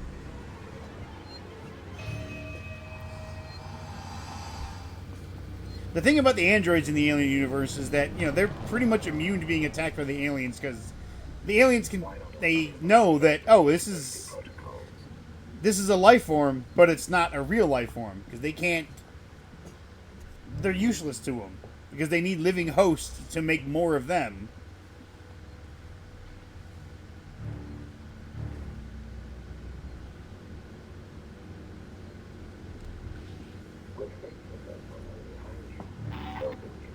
Every single step of the way.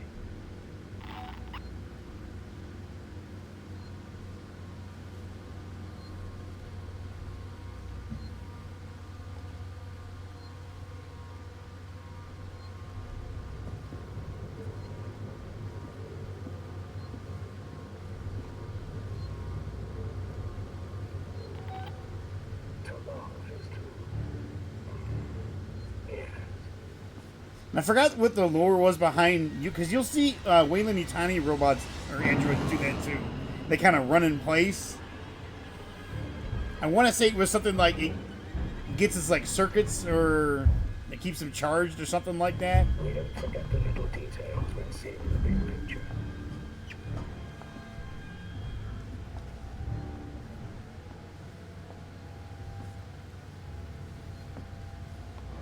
Visitors are asked to refrain from smoking.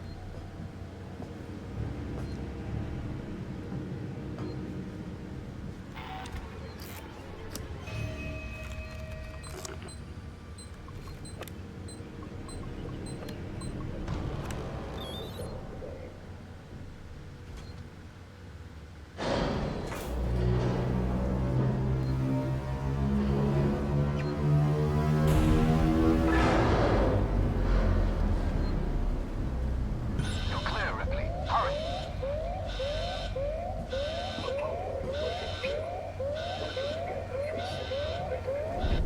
Okay.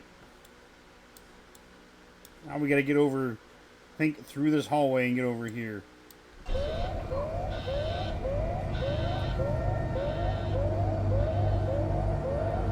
Oh, okay. Well, there you go.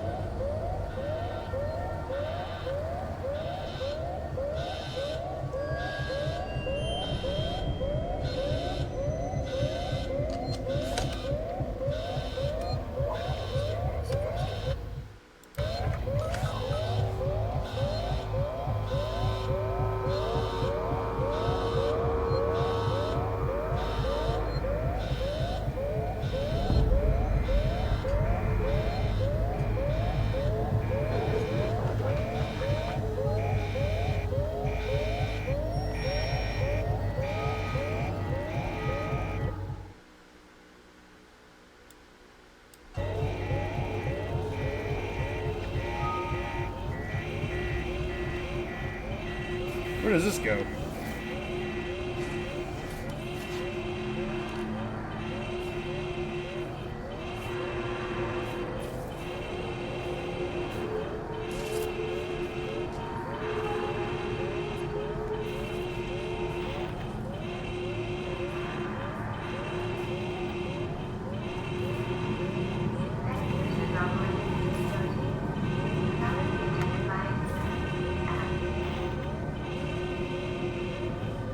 Now I know what a TV dinner feels like. You think they got Die Hard in this universe?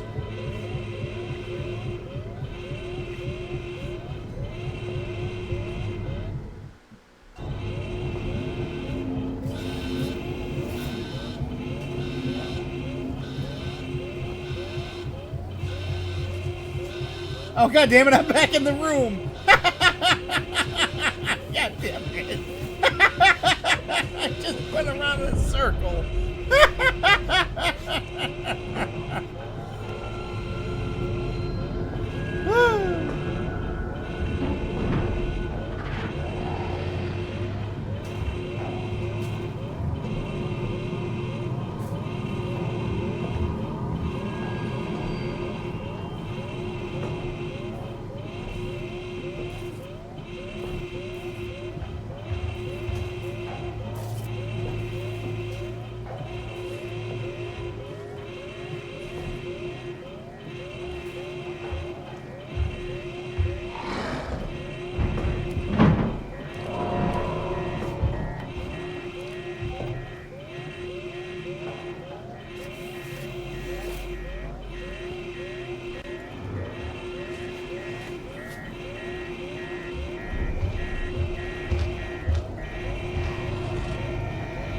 You'd think it would actually have a little bit of a hard time trying to locate you with all this fucking noise.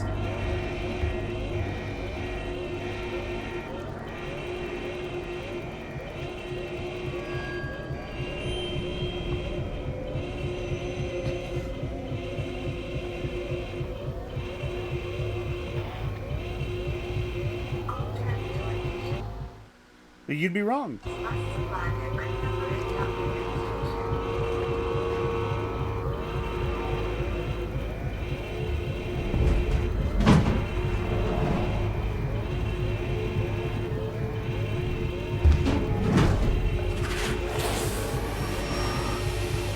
That's making it exceedingly hard and difficult for me to hear him. I gotta really listen for a giant pissed off cat.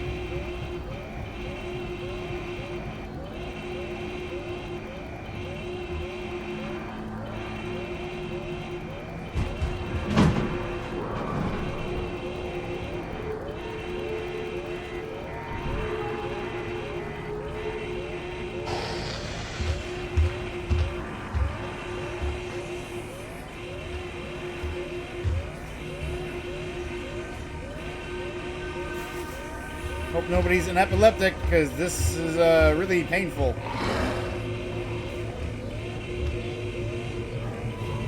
And I apologize if you are.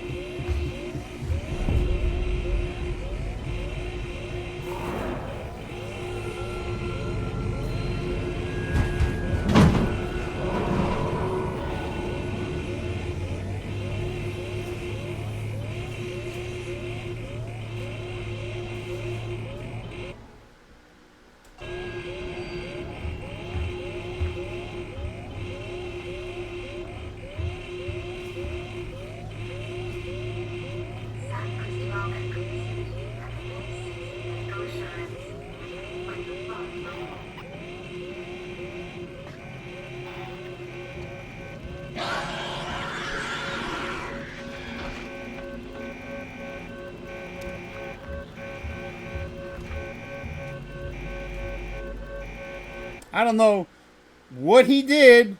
He must have found somebody.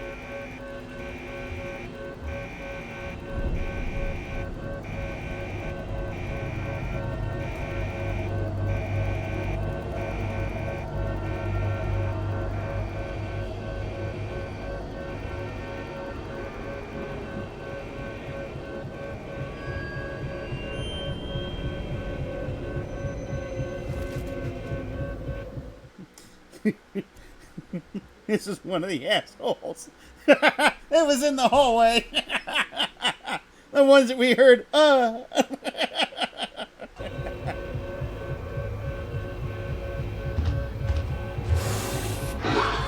dead.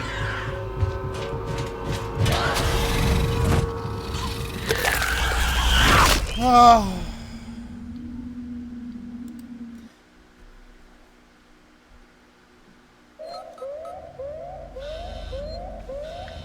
Oh.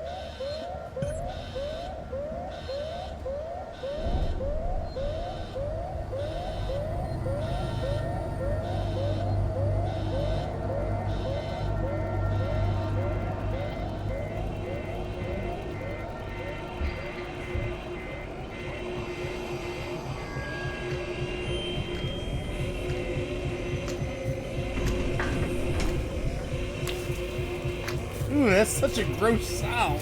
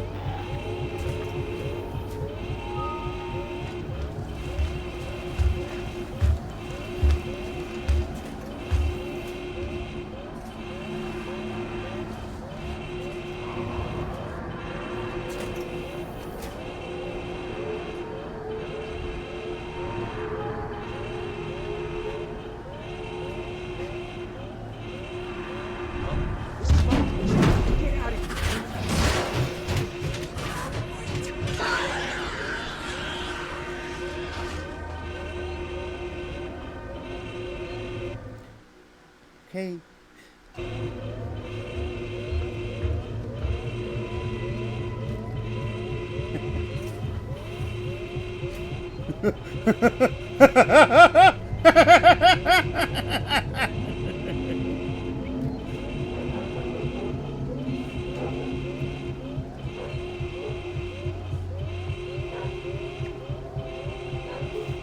Love that dude was like, "This is my area, get out of here," and he fired. He shot his gun.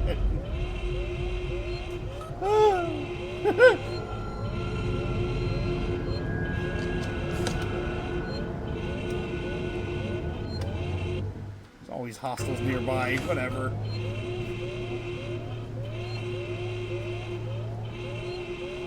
Oh.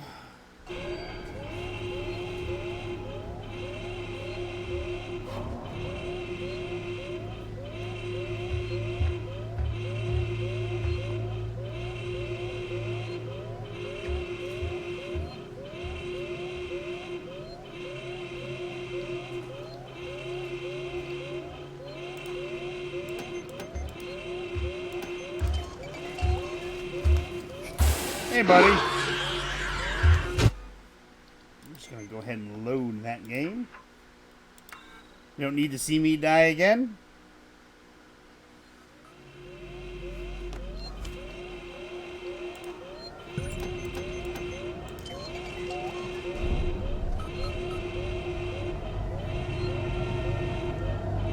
And I'm going to be an asshole and say that death doesn't count.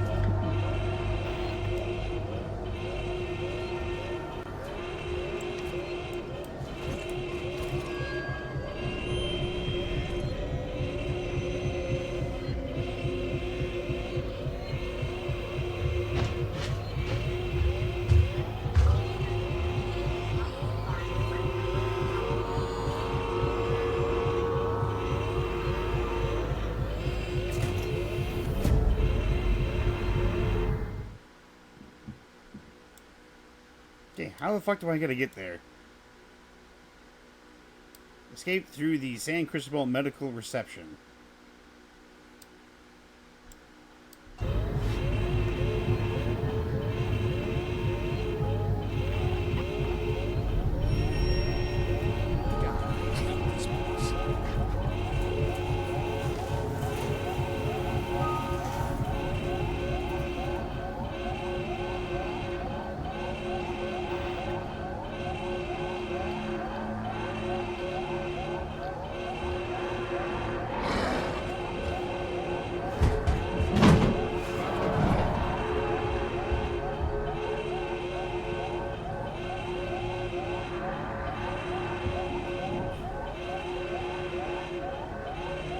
Where did that dude go? Like, he was there and then he was gone.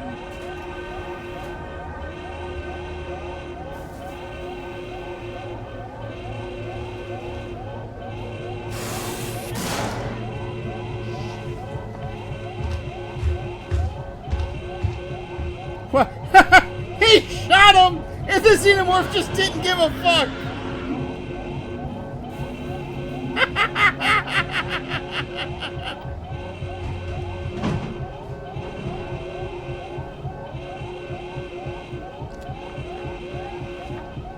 He shot his ass twice!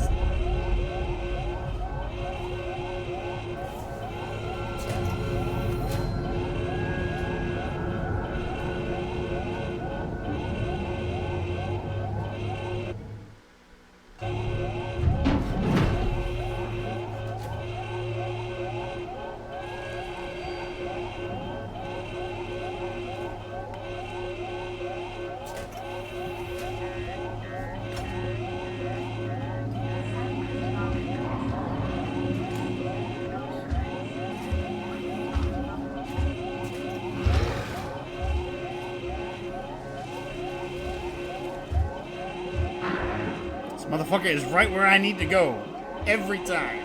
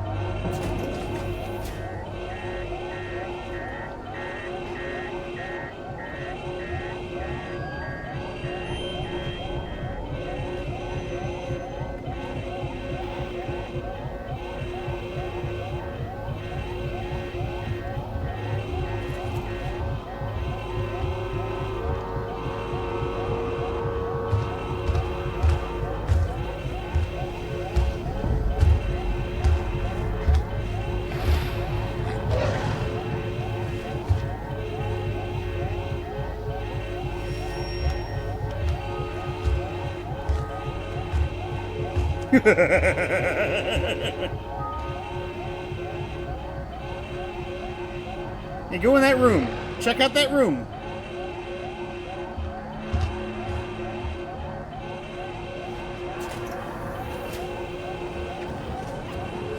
All right.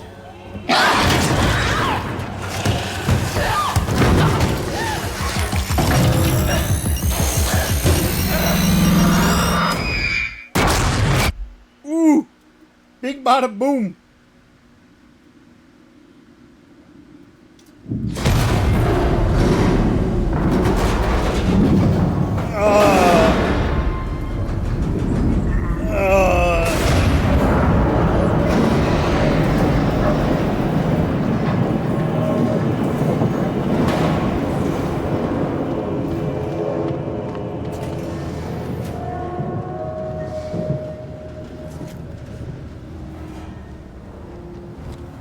My vision's all a little messed up right now.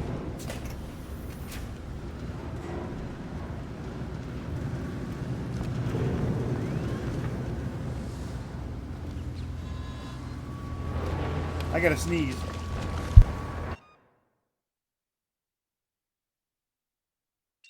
Ah, sorry. Ugh. I muted it so you didn't hear me fucking sneeze.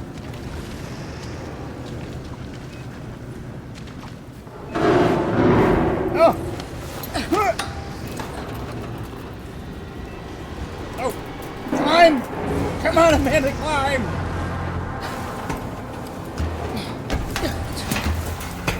I know you got a concussion. Keep going. Come on! Laura Croft can do it, so can you.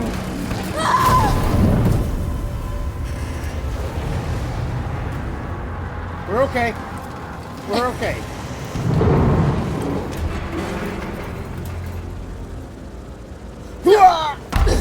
Nice jump, Spider-Man! Come on. Do those pull-ups.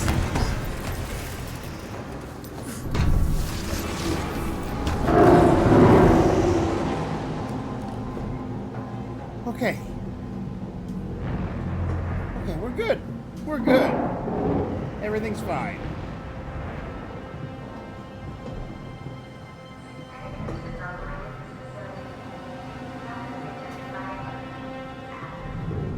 Everything is awesome. When you're part of a team. I'm very badly hurt because I have third-degree burns. But you know what the doctor calls for? A stim pack. Oh, that's the stuff. And everything's better.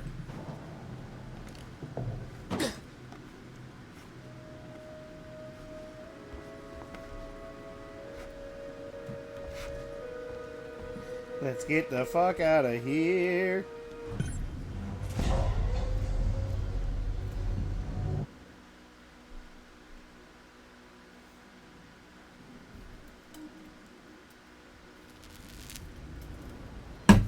Fault detected. Shutting down.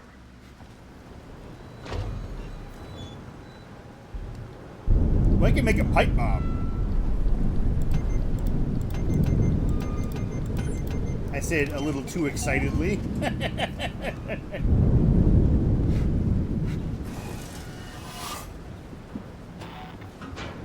Find an alternate route.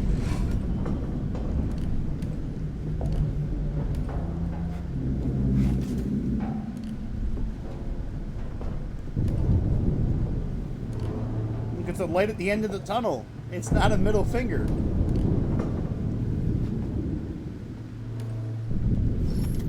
Who the fuck is hiding revolver ammo in the vent?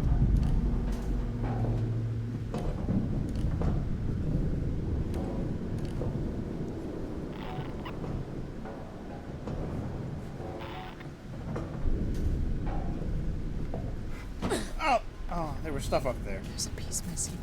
I need to fix that. Find a compression cylinder to repair the elevator. Shoot anything that moves. This is so fucked up. Keep it together. Just killed him, and now they're dead too. So just calm down.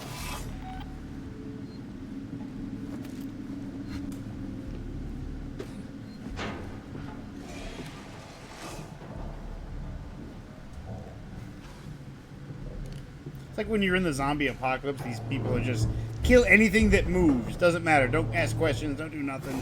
Shoot first, and then when everybody's dead, try to ask a question. Mahoney, thank God. We got jumped. Looters. We saw it on the security feed. Can you get up here? We're trapped.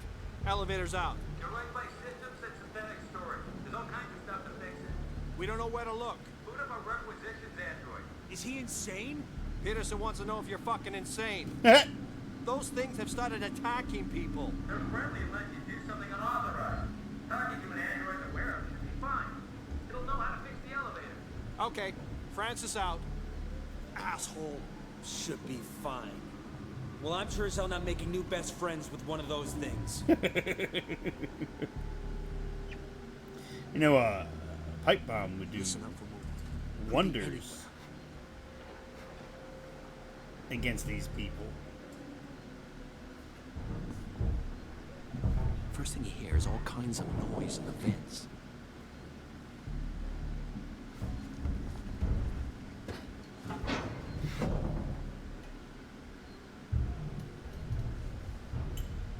Naturally done, I guess, but it's your idea, not mine.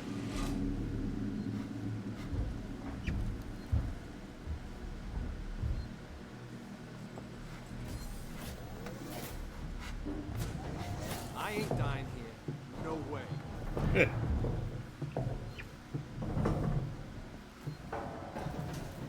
They get the same kind of commentary as the thugs do in the Arkham games. I'm dying for a smoke.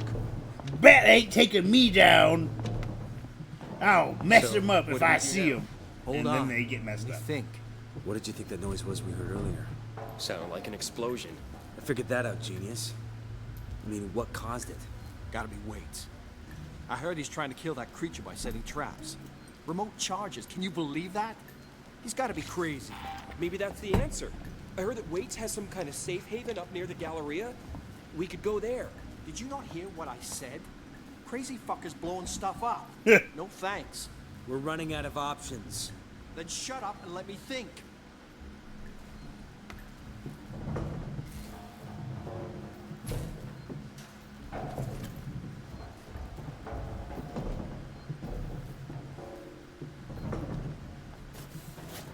Remind me why I agreed to this contract. Because he wanted fucking money, that's why. We're not alone. Something heard the shots. Give it a rest. God, that like fucking gave me a shave.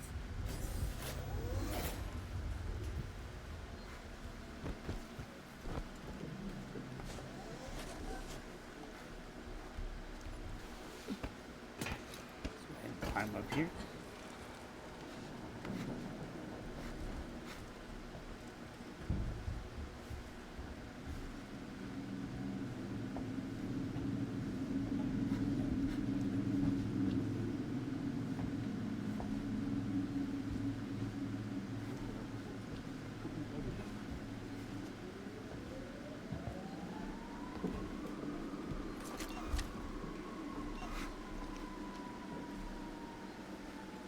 I thought I hated Seegson before.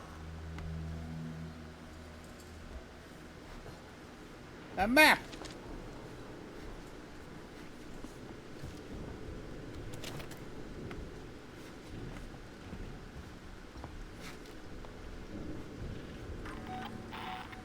This is horrible. Let's check some emails. Email. Check the email. Report Smythe, head of synthetic development. I just received schematics for a 120-A/8.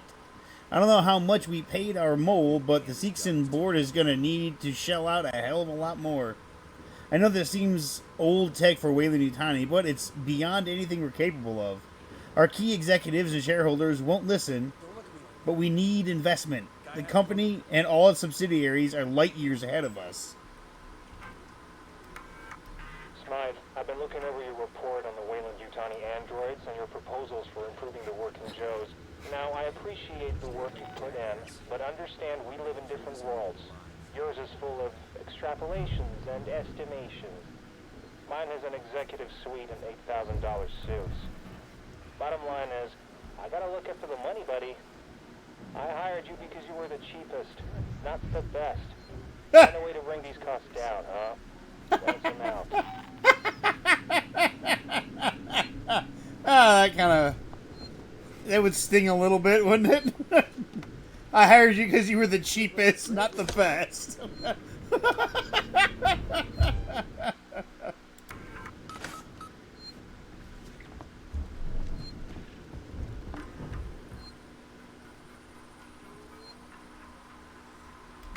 Working Joe spiel. Russell, here's my spiel for the potential clients today. What do you think? Spending will hang me out to dry if they don't bite. Welcome, gentlemen. Welcome to the buzzing heart of Sevastopol, Synthetic Solution. Next up on your tour will be the Systech Spire and the Apollo core itself. But first, an example of android self-governance. When Apollo synthetics require a little more care than the repair wards can provide, they come here.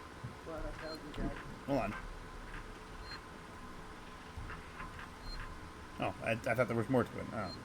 We believe this is the first rollout of fully automated synthetic-to-synthetic medical intervention. No human expertise required, no costly human surgical training. All data is streamed directly from Apollo, and every incision recorded in its logs. This is the future, gentlemen. Tomorrow, together. Russell, upstairs want a full rundown on what we've got stacked in component storage.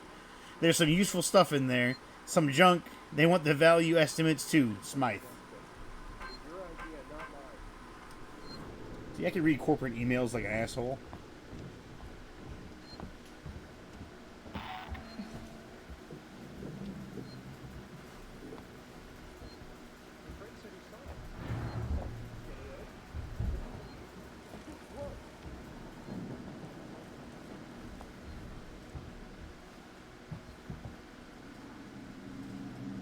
There's something up the vent!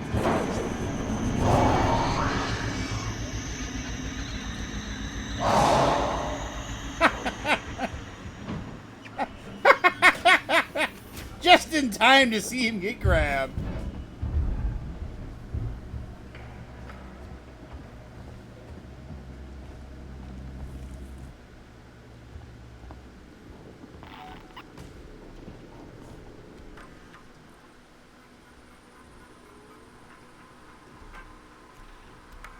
Tomorrow Together, number 2. Together Tomorrow, Season's journey into colonial space and official history. Blah, blah, blah, blah. We're not listening to that. Smythe, have you been practicing the script for the VIPs visiting today? Nope. We need to impress. Ooh. Voice from upstairs says they're the last potential bidders for Sevastopol's Working Joe rollout. If they go with Randy Tawny castoffs instead, your jobs Suits and have allocated for us back on Earth are on the line. Don't screw up. Spreading out.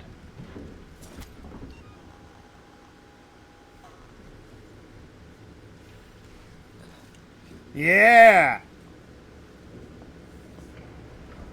Now I got me a torch.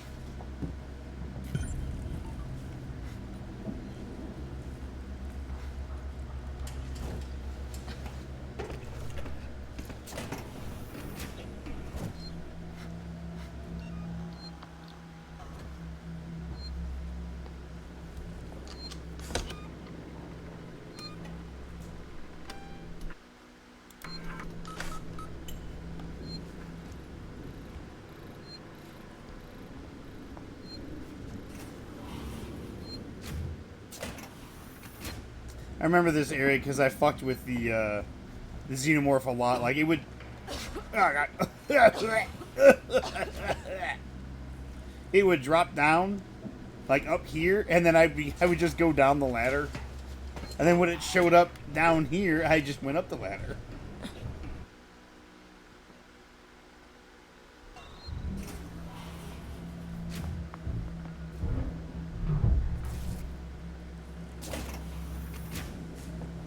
Ah.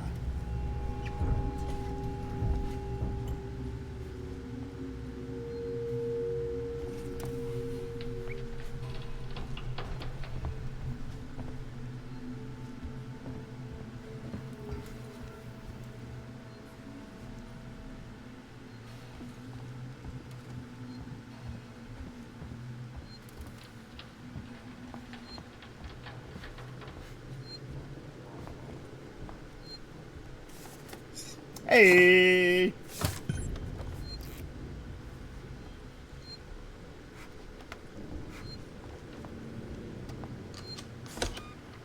We got a level 2 hacking device.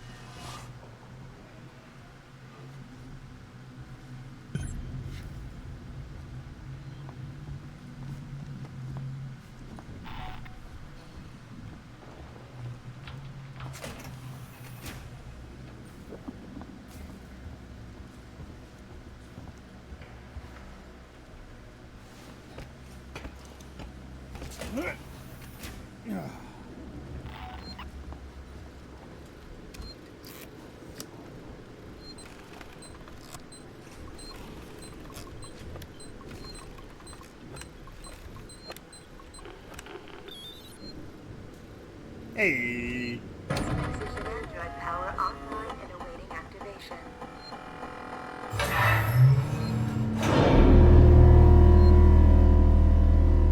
That couldn't be any fucking louder, could it?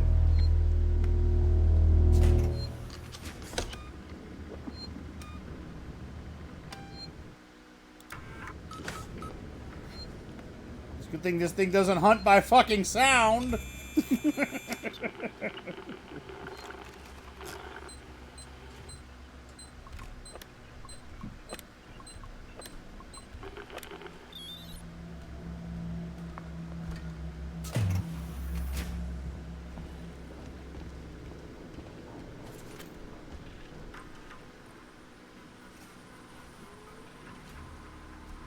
Requisitions android. Spedding. Now you fired me. You'll have to descend from your ivory tower to pick up the slack. The guys decommissioning Sevastopol have free access to supplies and storage, but everything will need logging. So use your requisitions android. Power him up, let him out of his box, and watch him go. Just like me, huh? By the time you get this, I'll be dead drunk in Gillian's bar. I guess you already know this, but it's been pure hell working for you. This is the best thing that's ever happened to me, Smythe. The elevator's out. I just got another message from Spedding about the busted elevator outside the android examination theater. My guys have got a million things to do right now, so that's not going to be fixed any time for your VIP visit. If Spedding wants it to be primary, then maybe he should stop being a petulant asshole. It's an easy job. Off the top of my head, I can tell you the parts you'll need are in component storage. Row 1, stack B. Fucking remember that shit. Row 1, stack B. You know, I'm gonna write it down. Row 1, stack B.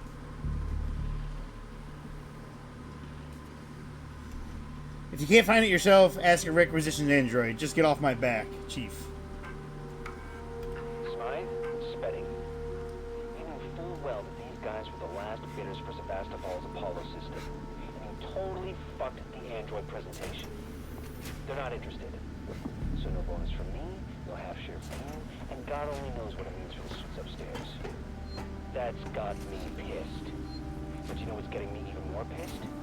I have to stay on Sevastopol to oversee the synthetic shutdown while you go home. Don't have nightmares on the trip back, jackass. He's an angry panda. This is stack B.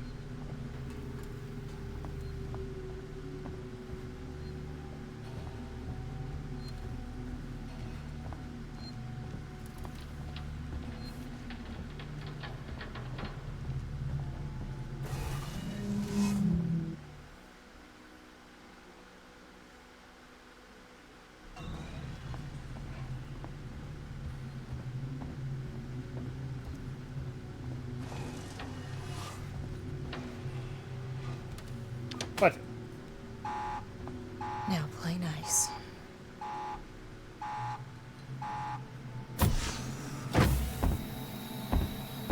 Hello, good sir. How can I help you? I need a compression cylinder. Components warehouse. Row 1, stack B. Follow me. Just keep the noise down, okay?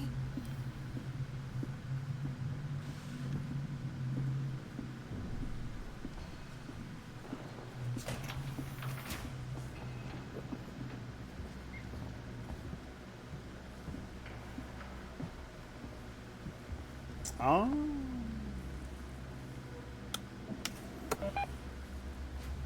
You need to activate him. I was thinking, I was like, do we need to activate him?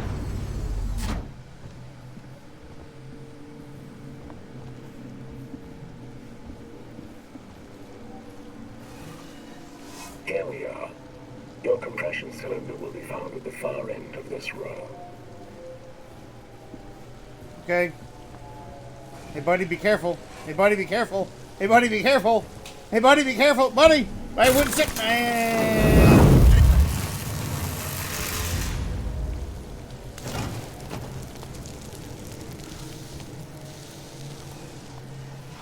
The only friendly one here.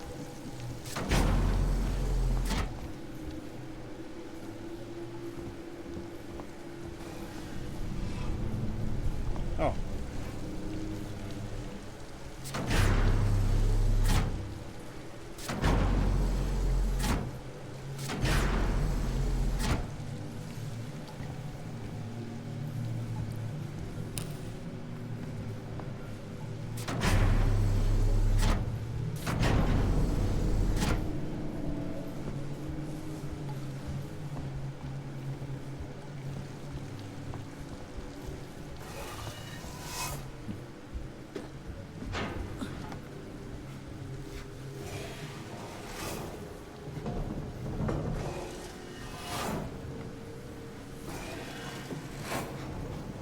fuck kind of event is this?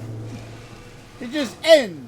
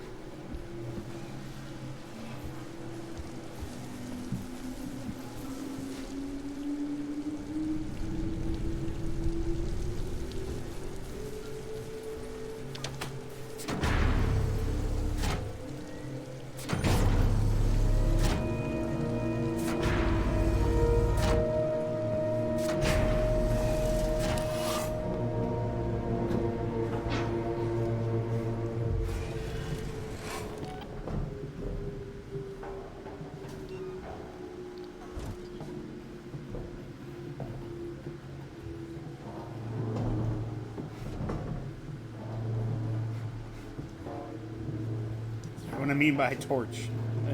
I want to use my flashlight, so I'll keep a Molotov on me.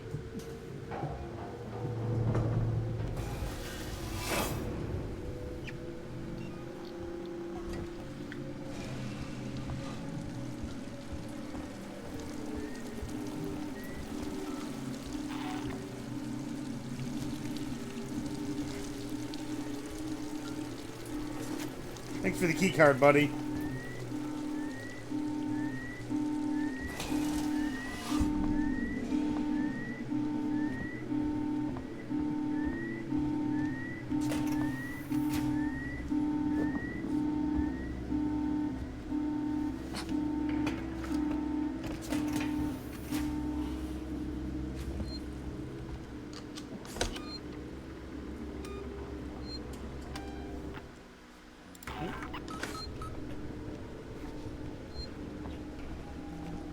I guess I didn't really need to memorize row 1, stack E.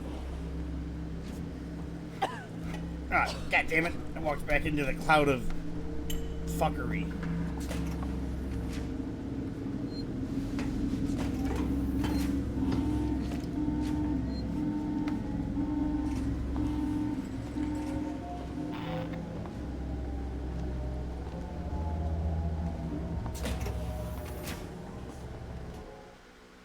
Alright, we just gotta get back to the elevator.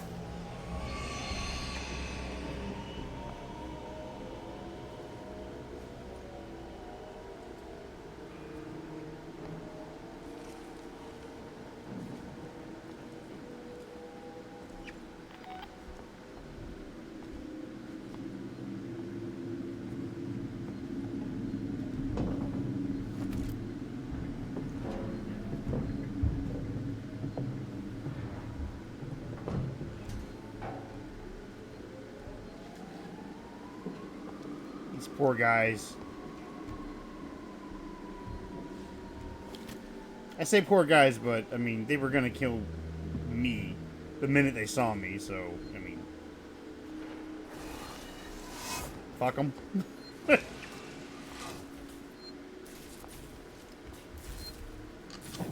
You better believe I'm saving the game again. I will save every chance I get, almost. There we go.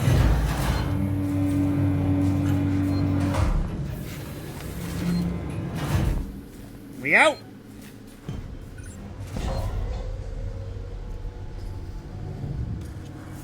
What do you mean I'm a monster? Why am I a monster?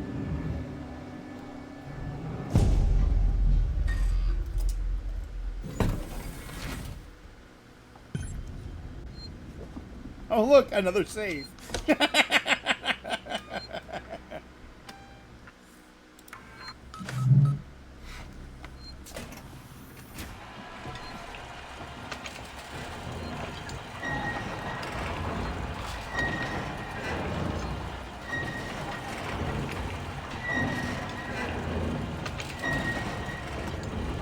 fuck?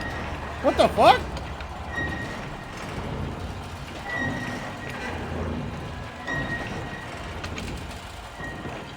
Did you guys see that?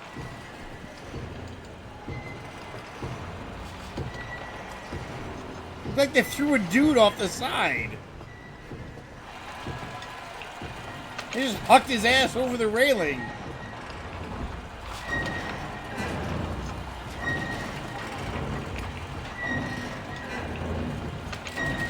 Look at all these working Joes.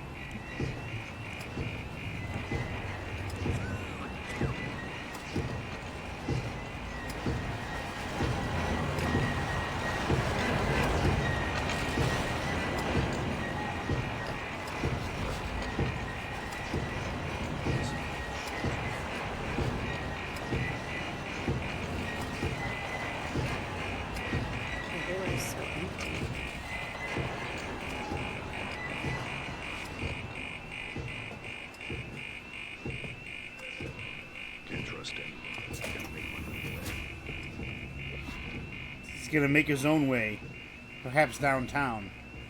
Maybe he'll be walking fast.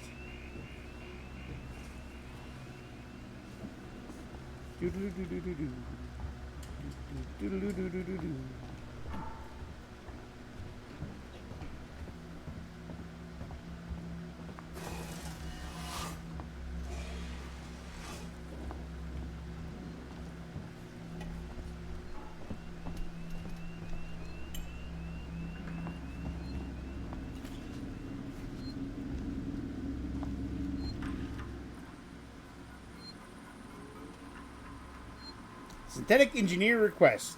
Can I get someone from Seekson Synthetics to look at my android? I've just worked a 24-hour shift helping out with trauma patients, and I'm the dentist. See? Isn't that dentist?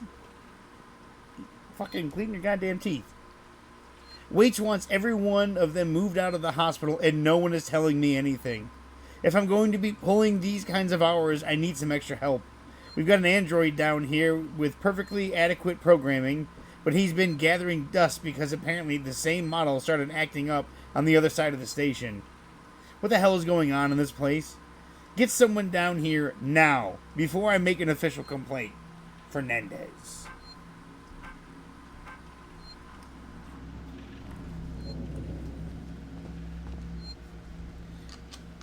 I don't think they took you seriously, Mr. Fernandez.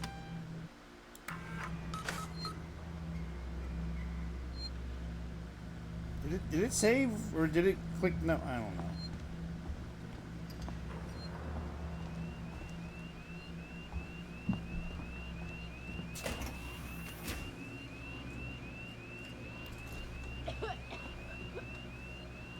Just gonna back out of there real quick.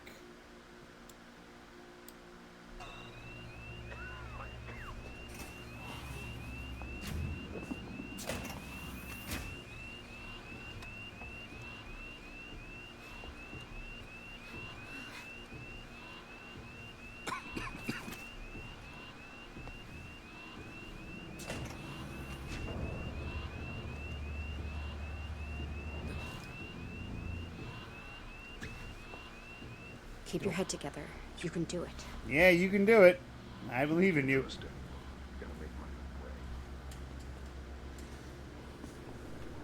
Couple of NPCs over there.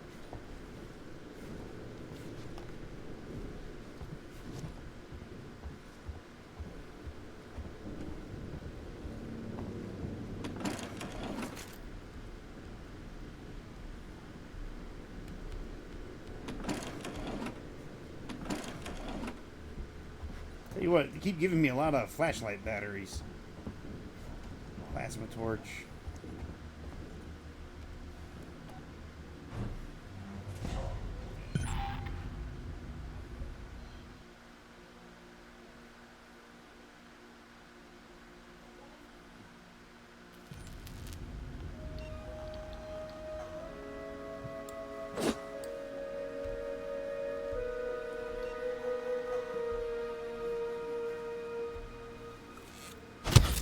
Oh, that's the stuff. It's the first time we've been at fucking full health for a minute.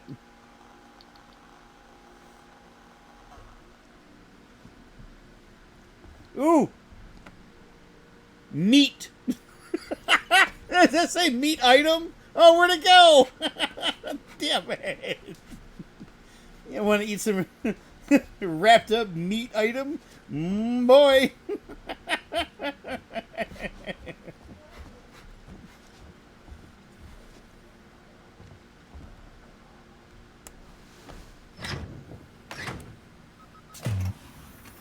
Nothing like...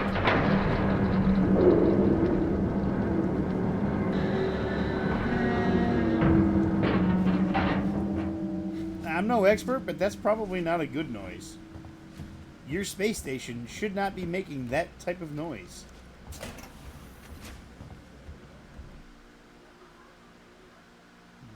Principal medical staff. Nope, you don't need to go there.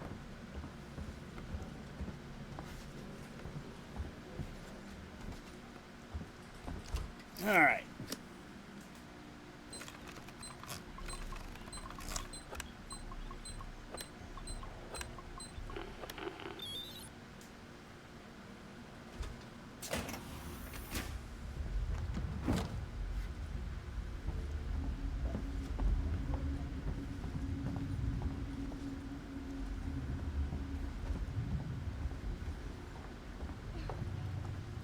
I'm coming. I got the sent you a stuff. clear directive not to land on station. I told you we didn't hear your message. We understood you would be... Hey, Hello. Identify yourself. Ripley, from the Torrens. Relax, kid.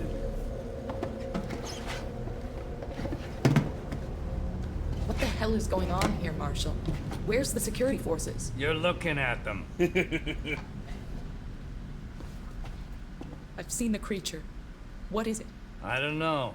Something brought here by Marlowe, the captain of the Anisadora. The ship that found the flight recorder. Is there anywhere safe left on this station? That creature's running around, and the Seeks and synthetics are less than friendly. Goddamn androids. Ripley? Taylor needs attention. Medical's a no-go. We can't take her there. We have a basic life support unit back at HQ. Then let's go. We need the transit to get to HQ, but it's down. Transit control is upstairs. Samuels says you're an engineer. Go make yourself useful, seeing as you screwed up the trap. Oh! Yeah, right. We'll talk about that later, Waits. You protect them while I'm gone. Oh! Understood? Ricardo, get a lock on our radio so we can Oh, I see how it is. Blaming me. Blaming the person that's running around doing all the stuff. Okay. Okay. You gonna play that game? I got a game we can play. It's called Quick Save and shoot an NPC in the face. Because that's what's gonna happen. Yeah. You know what? I got a better idea. Fuck all y'all.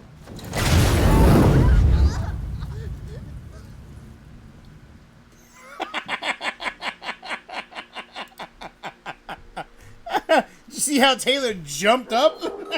She's fine.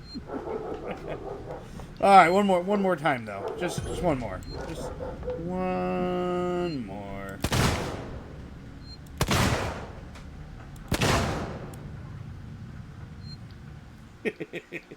Okay. Shot Waits right in the fucking face. All right, we gotta go upstairs.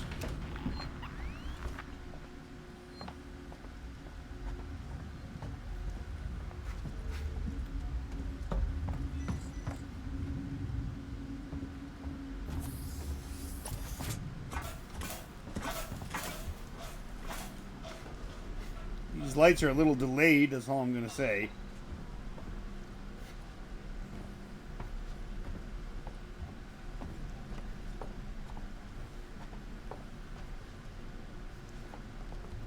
There we go. Boop.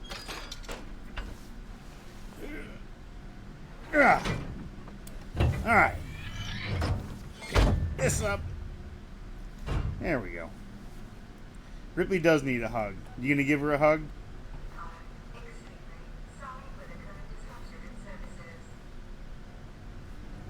Whoop.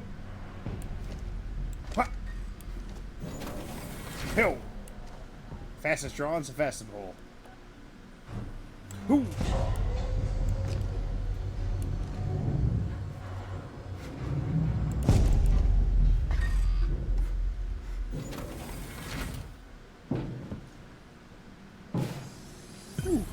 Flashbang version 2.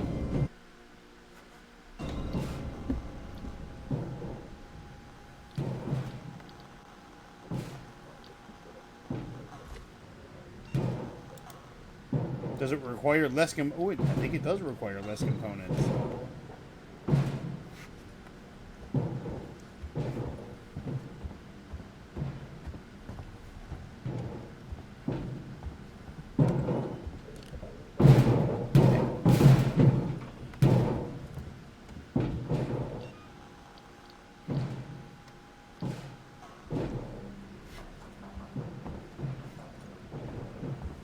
Hold on, fellas. I'll get the door for you. Of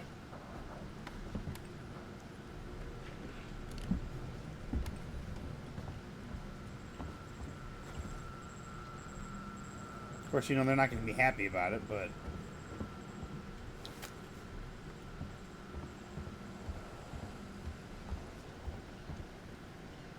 no good deed goes unpunished, as they say.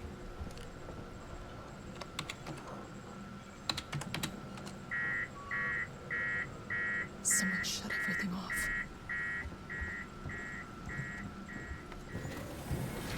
Oh, I know someone's in here.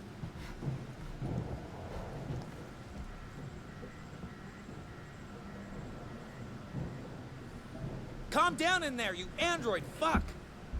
Last time I trust anyone on this tin can.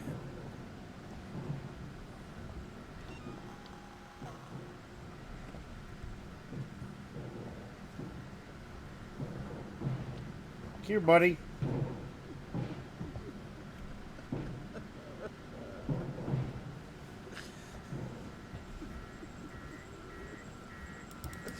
Yeah!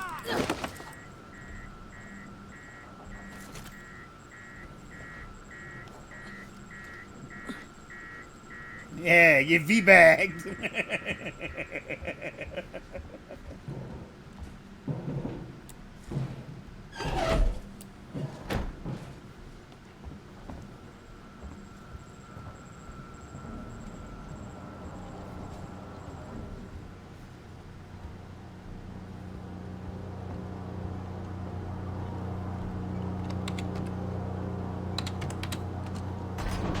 That guy's just knocked out.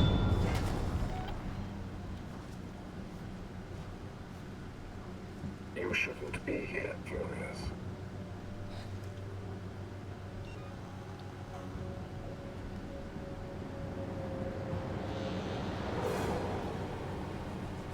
As I thought, unfortunate.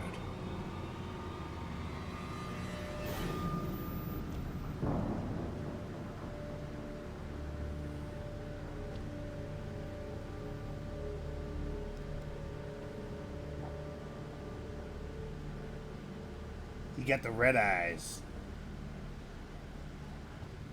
Unexplained disturbances are most troubling.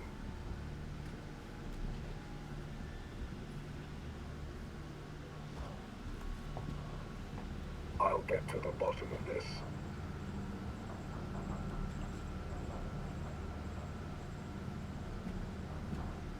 This is I'm one not going anywhere. This is one squirrely android. Yourself.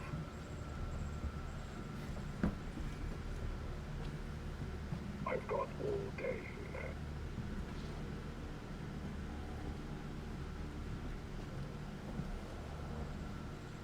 There's still something amiss here.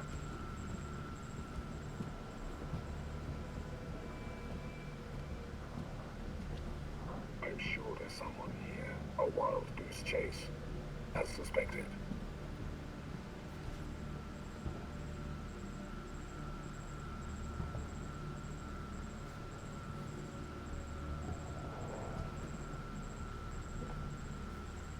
God damn it.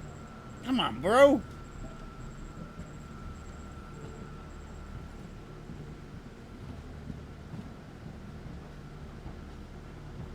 You always know a working Joe. No, something amiss. Let me help you. This isn't the answer. Come with me, please. Come on, bitch.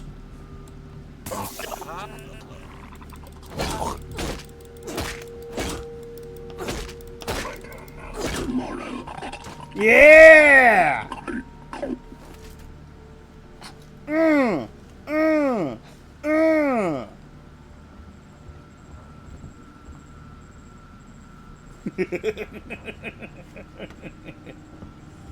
Tell you, the Wombo combo. Stun baton. Beat his ass. Stun baton. Beat his ass.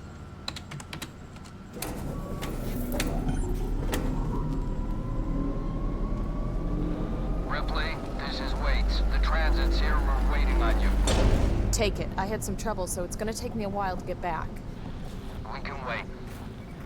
Taylor can't. I can catch the next car. Your call. Oh, look. The elevator's broken now. Oh, who doesn't like coming?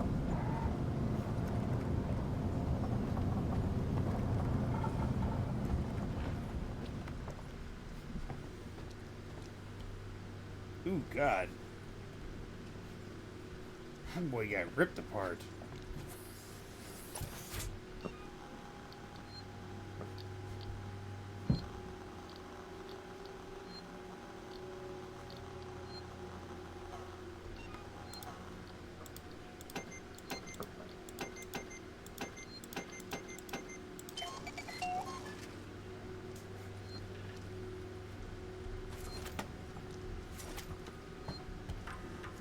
He got his guts ripped out. Restart transit. Listen, you crazy bastard. You think that thing gets around in a fucking transit car?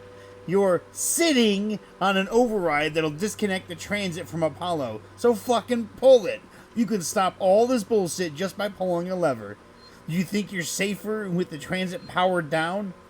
But we're trapped like rats. For God's sake, help us.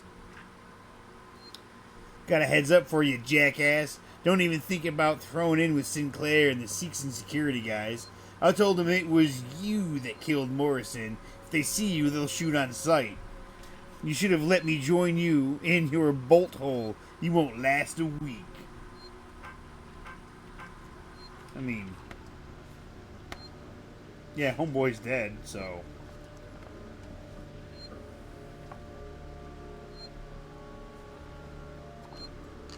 That is some creepy ass noises coming out of that radio.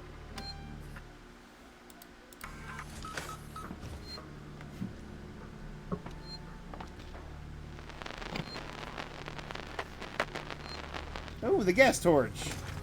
Hey.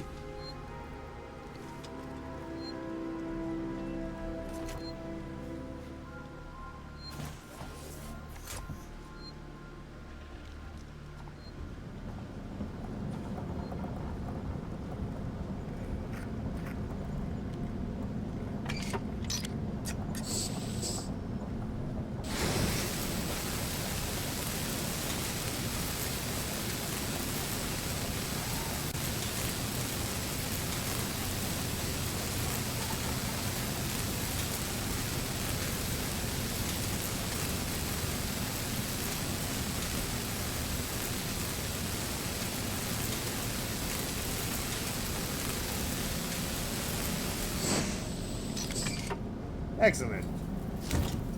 Come on. Heavy bitch.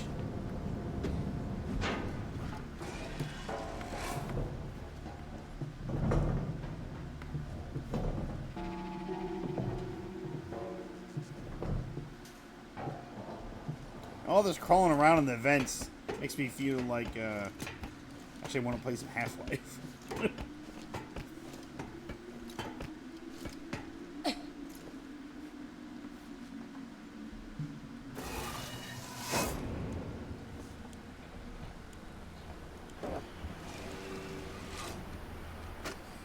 Visit Sinclair. We need supplies. Take what you can from whoever you want. I found an area in habitation where we can seal ourselves in and wait for rescue. I've got guys welding vents shut and shutting off elevators. Plan is to make it watertight. There's no room for more people in the sanctuary, but we can make space for their food, meds, water, and guns. If we're gonna get everyone through this alive, there's no room for pity.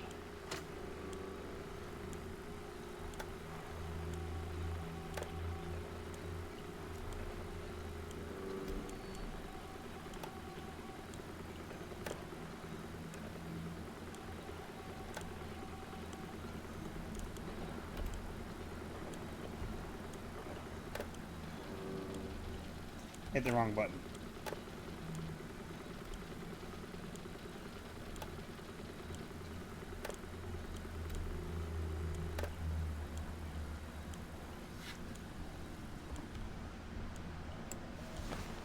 One.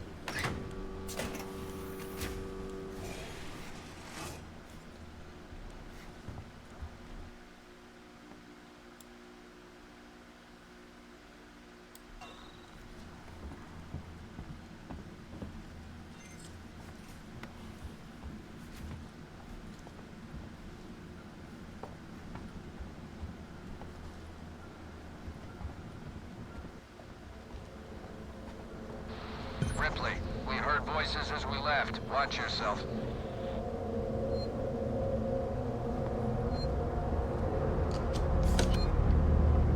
Of course you did.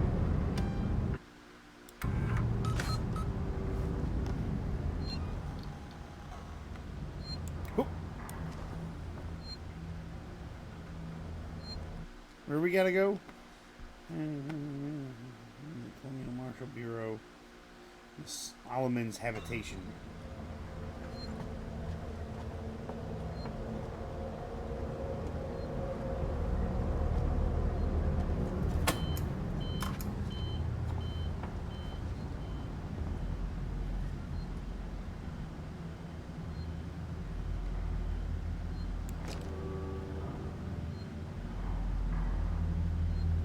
What's up?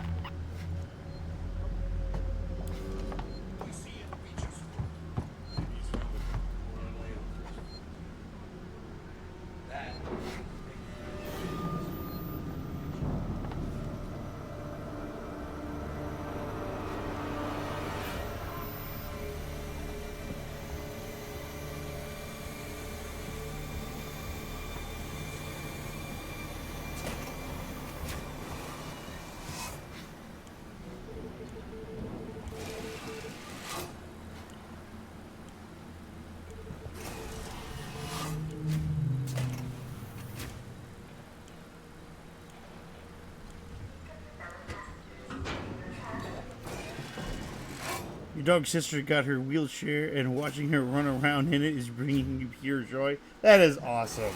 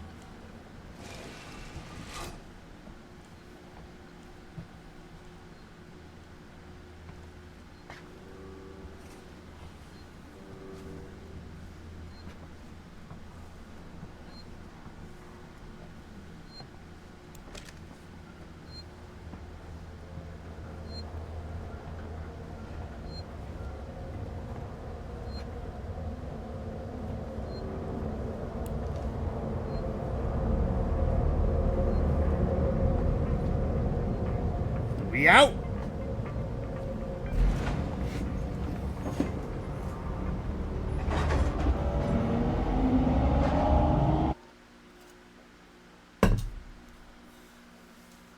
right, we got held up at the medical center for a little bit, but I mean, I think we're making some pretty good progress now.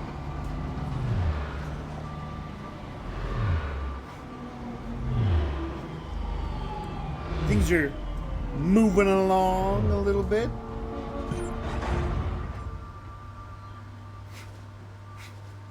It's this door, right? It is this door.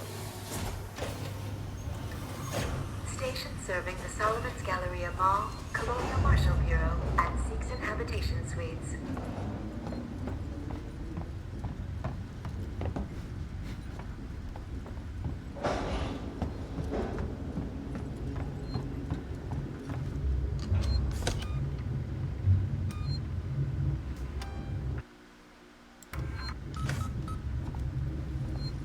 Ripley, we're in the Marshal Bureau. Just turn right at the top of the stairs. You can't miss it. No welcome committee? Just get up here. Wait's out.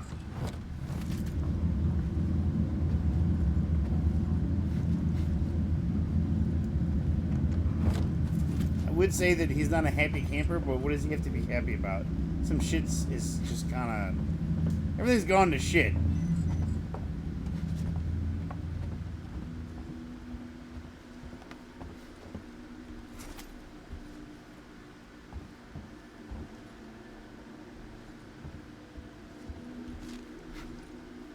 Okay, got an updated map.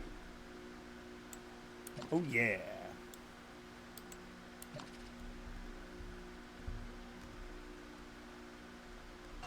We're just gonna have ourselves look around real quick.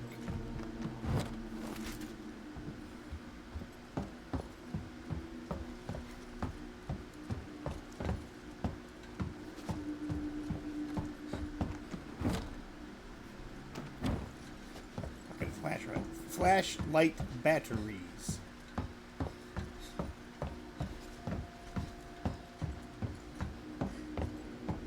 You'd think I'd use a flashlight more, but I'm such a stingy fuck that I don't. It's like when I was playing Outlast. I would use the night vision very sparingly.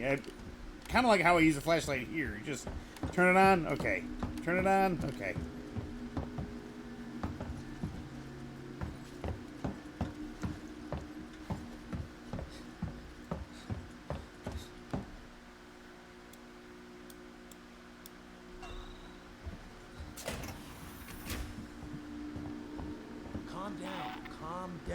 Safe now. Waits has a plan. Plan? Really?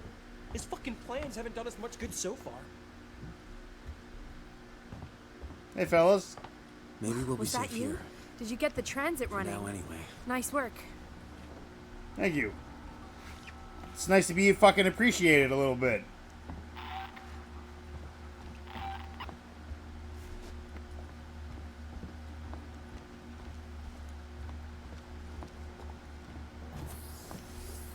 How's Taylor?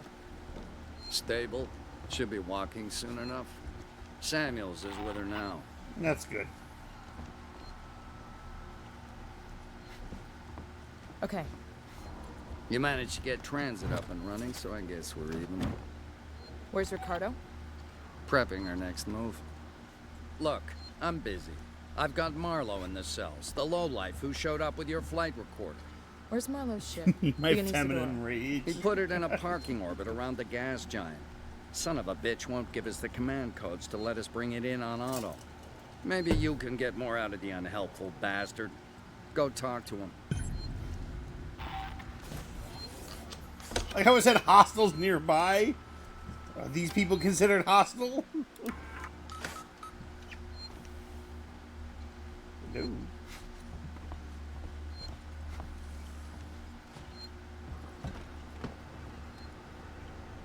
Ooh. Hello, beautiful. You'll be in my hands soon enough.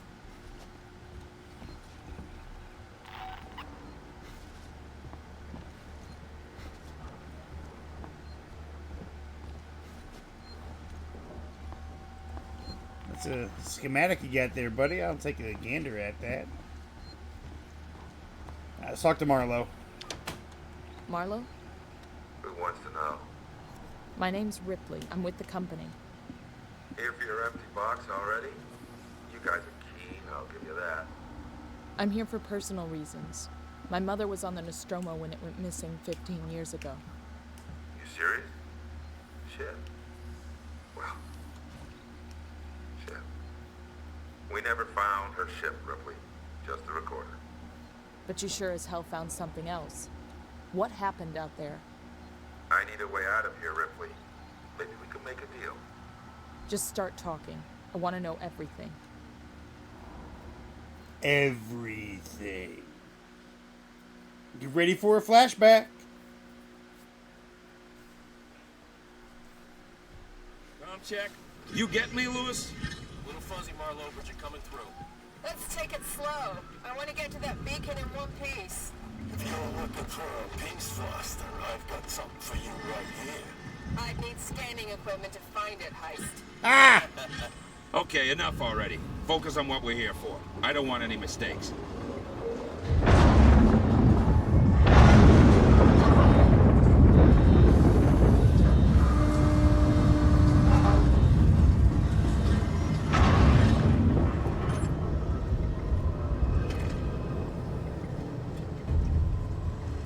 There you are. Foster, Meeks, keep your eyes open.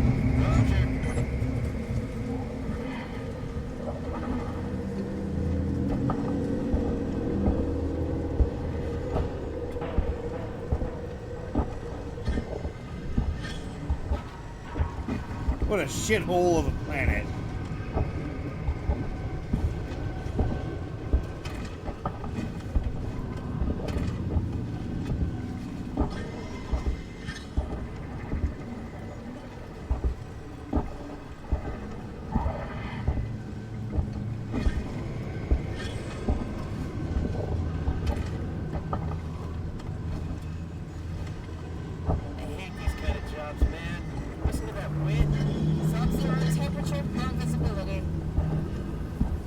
You gotta love it.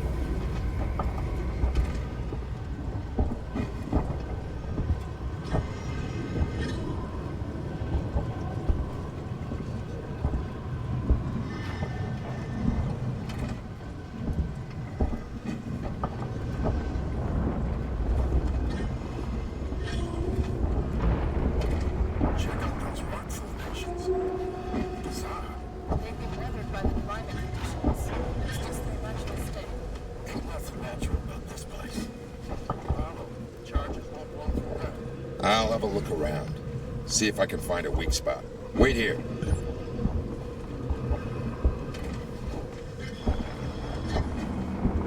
Gonna need a lift.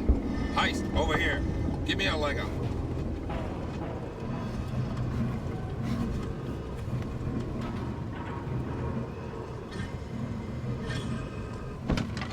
Thanks, buddy. I promise not to kick you in the face. I found a path. Checking it out. What if you don't come back? Then you wait some more. It's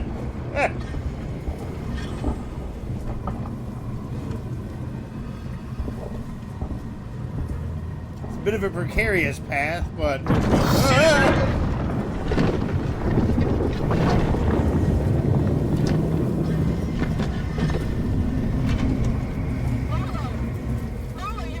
We're good. Yeah, I'm good. It was a close one, though. Don't think I'll be able to get back the way I came. Just watch yourself, you hear me?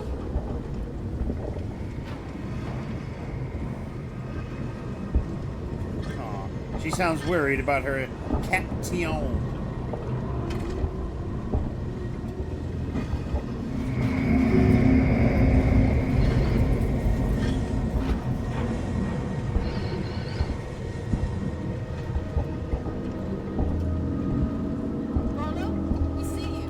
Stay put. I think I found something.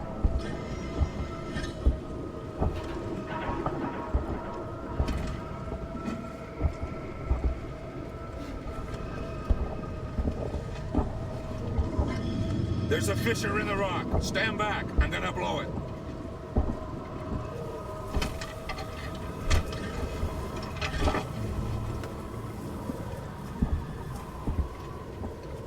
Oh, that says move back.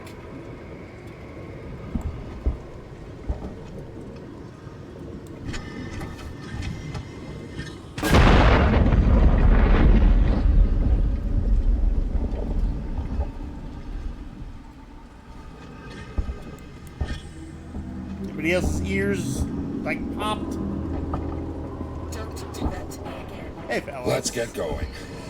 Follow me. Gonna need another leg up Ice, here. Over here. Give me a leg up.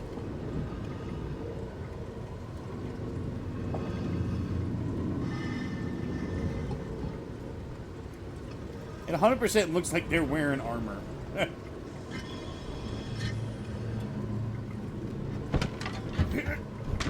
You're gonna get a raise, I promise. Ugh. Gonna haul my big ass up here.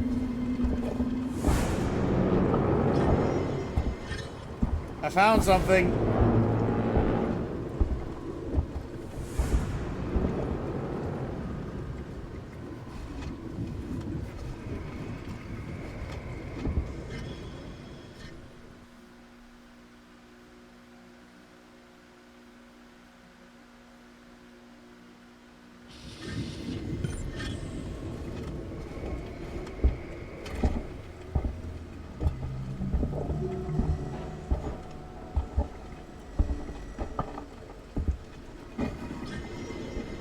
What does this knob do on your spacesuit? I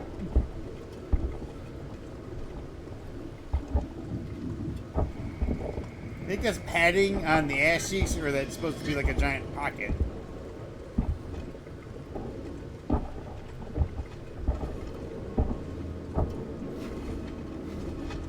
Weren't there 3 of us? Or 4 of us? Where's the other guy?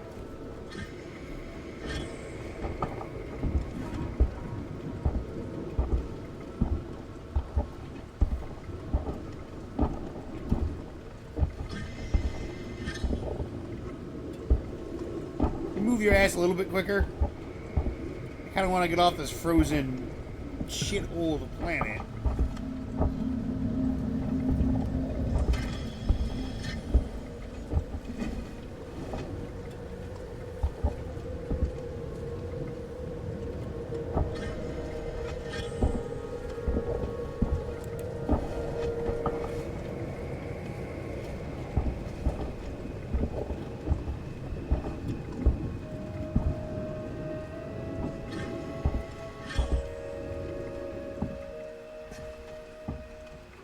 We don't have to listen to that fucking wind anymore. Tell you, the past couple days I've had enough wind at work. Something big. Something that's gonna get us a lot of money.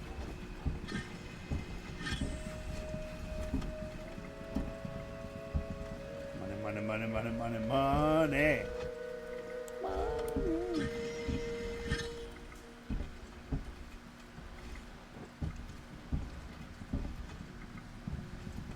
Going for 3 hours. There's an opening up ahead. I would fucking hope so. This would really be a terrible fucking journey if it just stopped. Now look, it's an engineer. Careful with what you touch. I don't want anything damaged. It's amazing. How old must this be? What is it? A cockpit? That'll make this a ship. I think we found our payload. Hey, quiet! What? You think we're gonna wake him? Hey, sorry, pal. Damn it! We're wasting time. Have a look around. It's a life form. It was a life form. Now it's our property. Salvage rights. We need to stake our claim before anyone else does. And Isadora's not prepared for something this big. Then we'll take what we can and come back. Have a look around. See what else is here. Marlo, we found something. Tracks. Tracks? Looks like something was dragged. But that's not all. You're not gonna like this. What is it? The tracks lead here. Same name that's on the flight recorder. Nostromo. Someone's already been here. Maybe they abandoned ship and landed here. I can see that. Shit. Well, if they were here before us, why is there no record of this place? Well, if they're still alive, there goes our salvage. Let's find out. I'll find the beacon and shut it off.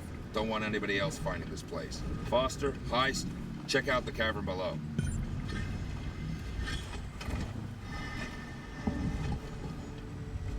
Alright, I gotta find the distress beacon. What is this? I've never seen anything like it. It's not human, I'll tell you that.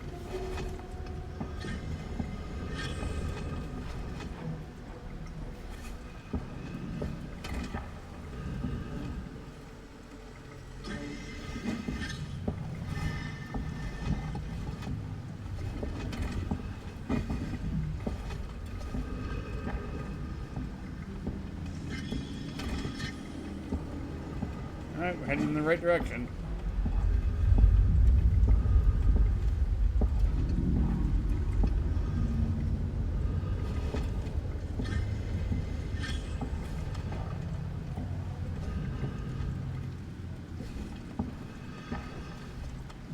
Hey buddy, give me a leg up. I'm telling you, man, there's gonna be a bonus in it for you, I promise. Come on. There we go.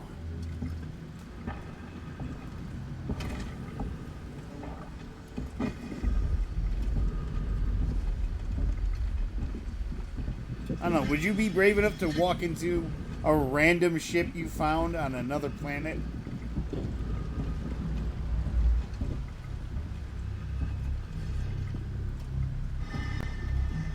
Meeks, I found the beacon. I'm gonna check it out.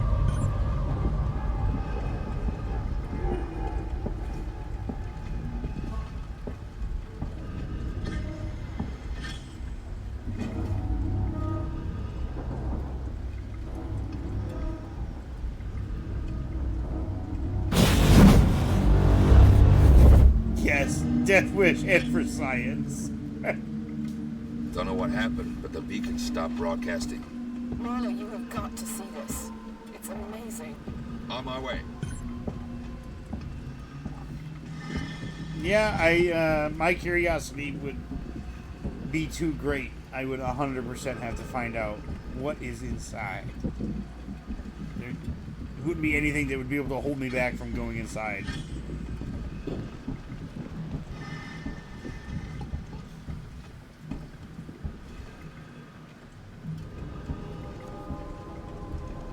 One of the reasons why it takes me a long time to play certain games, like the open world games, is because I go everywhere. And sometimes I feel like maybe I shouldn't stream this, just because it takes me forever to do anything or to move the story along. Because I'm too busy running around. Hey, what's over here? Hey, what's over here? Perhaps if I was born in another generation, I would have been an explorer.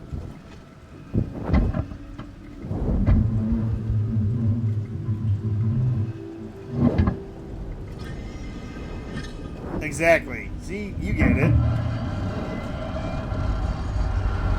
So many side quests, so many things to do. It's like Pokemon. You gotta catch them all. That's what I did when I played through Horizon Zero Dawn. I inexplicably ended up in the DLC area, which I didn't realize. Ooh. Oh my god. Over here. Well, I was like, there was an area and it was like, hey, you can't go up, you have to be level 30. I'm like, alright, well, I kind of grinded up to level 30, went up there, did everything. It's a little difficult because of the level I went up there at. By the time I came out, I was like level 58. And, Jesus Christ! When I went to finally do some, like, main story missions, it was like, this is too easy. That's how you got into science. Catalog a lot. You're constantly hunting for information. That's good. That's good. Keep that curiosity. I would never do this, though.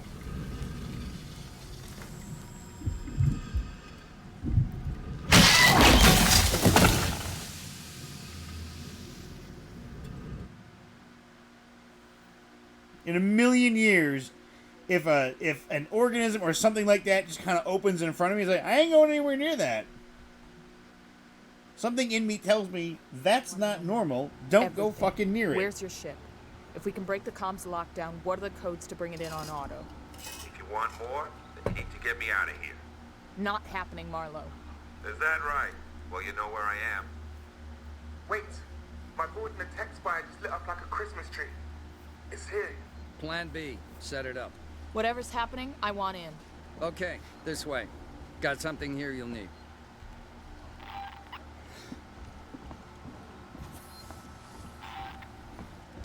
Hold on, I gotta check out that schematic that you were looking at. Oh, it's gone. God damn it.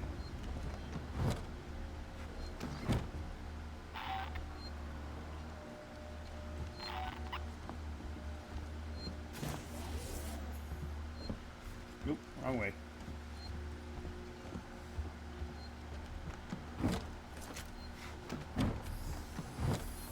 Everybody say hello to your new best friend. Let's hope this thing works. It's an animal. Animals are afraid of fire. I hope you're right. Oh yeah! It's not the heavy flamer, but it's a flamer. It'll do. I've got a plan to trap it. Take a transit car and meet Ricardo in the Systech Spire. I'll coordinate from here.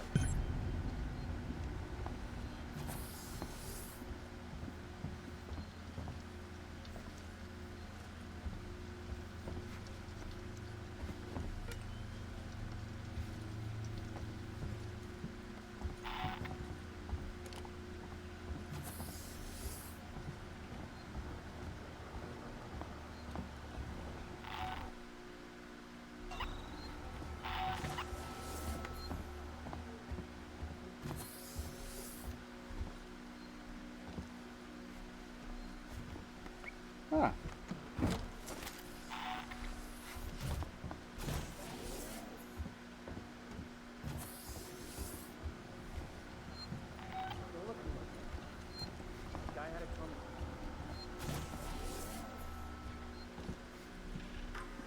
Let's check out this terminal. Impounded.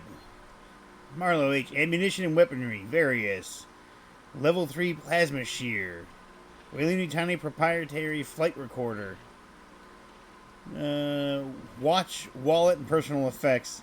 Suspected contraband medical supplies. Pharmax. Nap relief. No duty stamps. Kind of parasite. Wait, it's Dr. Lingard. I've just examined a patient with, well, I've never seen anything like it. Some kind of unknown parasite. I did a quick check on the name they gave me, and there's no one registered under it at Sevastopol. I think she came on board recently. Do you know anything about this? I have no idea what Sinclair and his men were doing, but this should have been picked up during quarantine. Who knows what else they've let through? The patient and her captain are waiting for me in the examination room. Get down here now. Hey, Tay-Tay, you doing okay? You doing okay, Kay?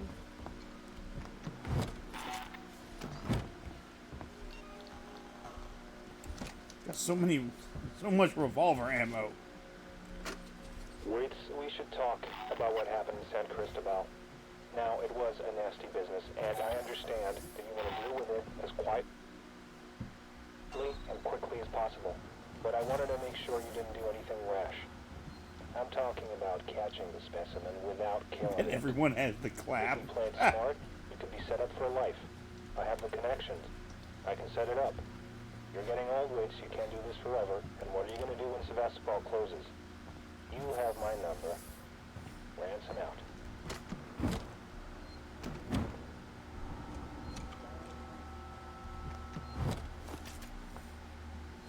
out. Is it just the clap, or is it the thunderclap? Go ahead and give it a save.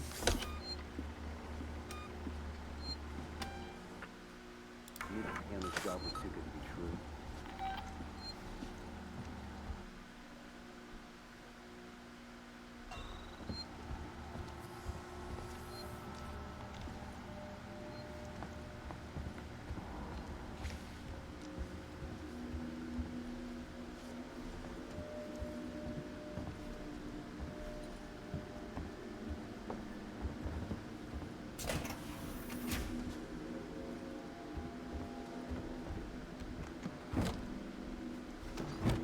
Ripley, you on your way? Wrong button. Yeah. Ricardo's moving in ahead of you. I've sent your guy Samuels to android processing. Once this thing's dead, I'm gonna get him to access Apollo and lift the lockdown. Samuel's okay doing that? Guy said he wanted to help and I have my hands full here. Besides, he's a synthetic. Should be easier for him to get in there. I guess. Look, Ripley, we're the only people standing between Sevastopol and outright disaster. Outright disaster has already happened, Waits. All we can do now is kill that fucker. Yeah, kill that fucker.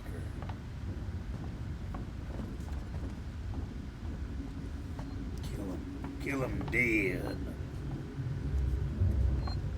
Smoke a cigar while you do it.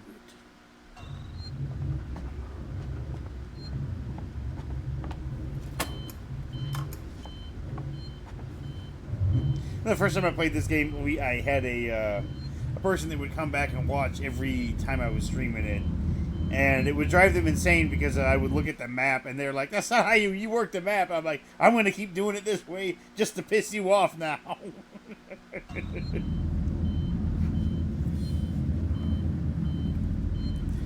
That person's name was Rutabaga Pudding. That's what their name was.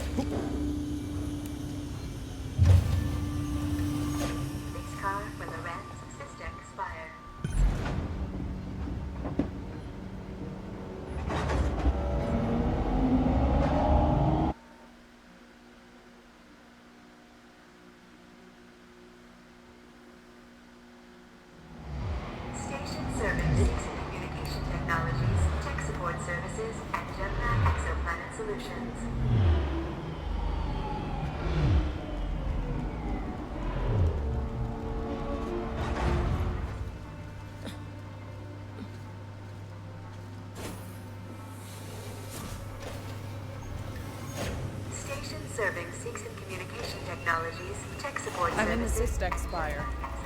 Ripley, heads up. I'm reading lots of malfunctioning systems in your area. Great.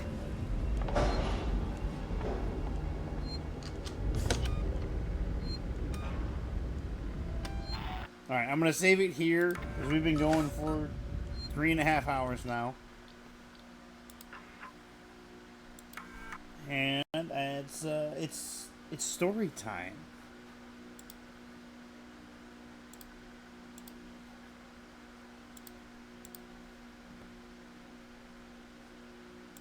So let me find us a good story.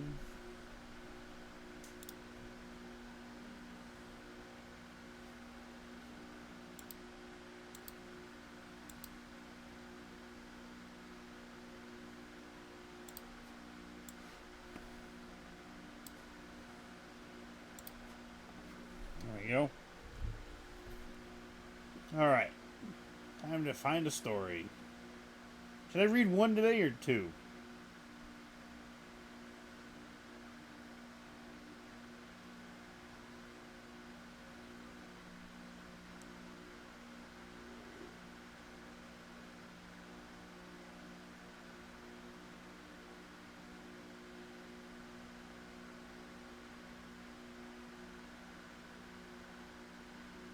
What the fuck?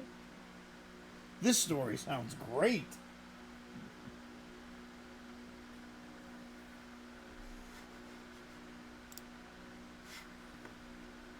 Alright, I'm going to read this one. Again, every story that is read on here can be found under the subreddit of No Sleep. Today's author's name is Gamal Frank. Spelled Gamal, Frank. Title: I'm a long-haul trucker.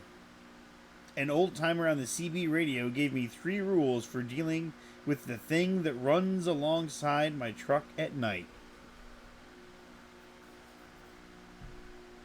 I drive a truck for a living.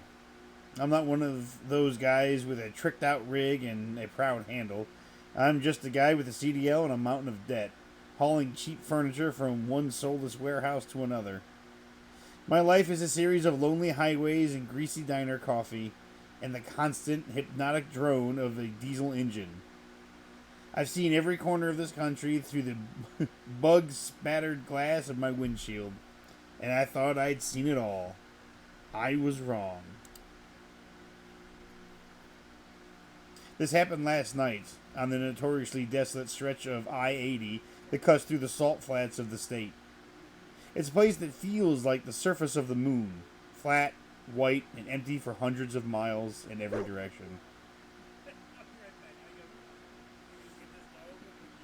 I heard my dog Rocky bark.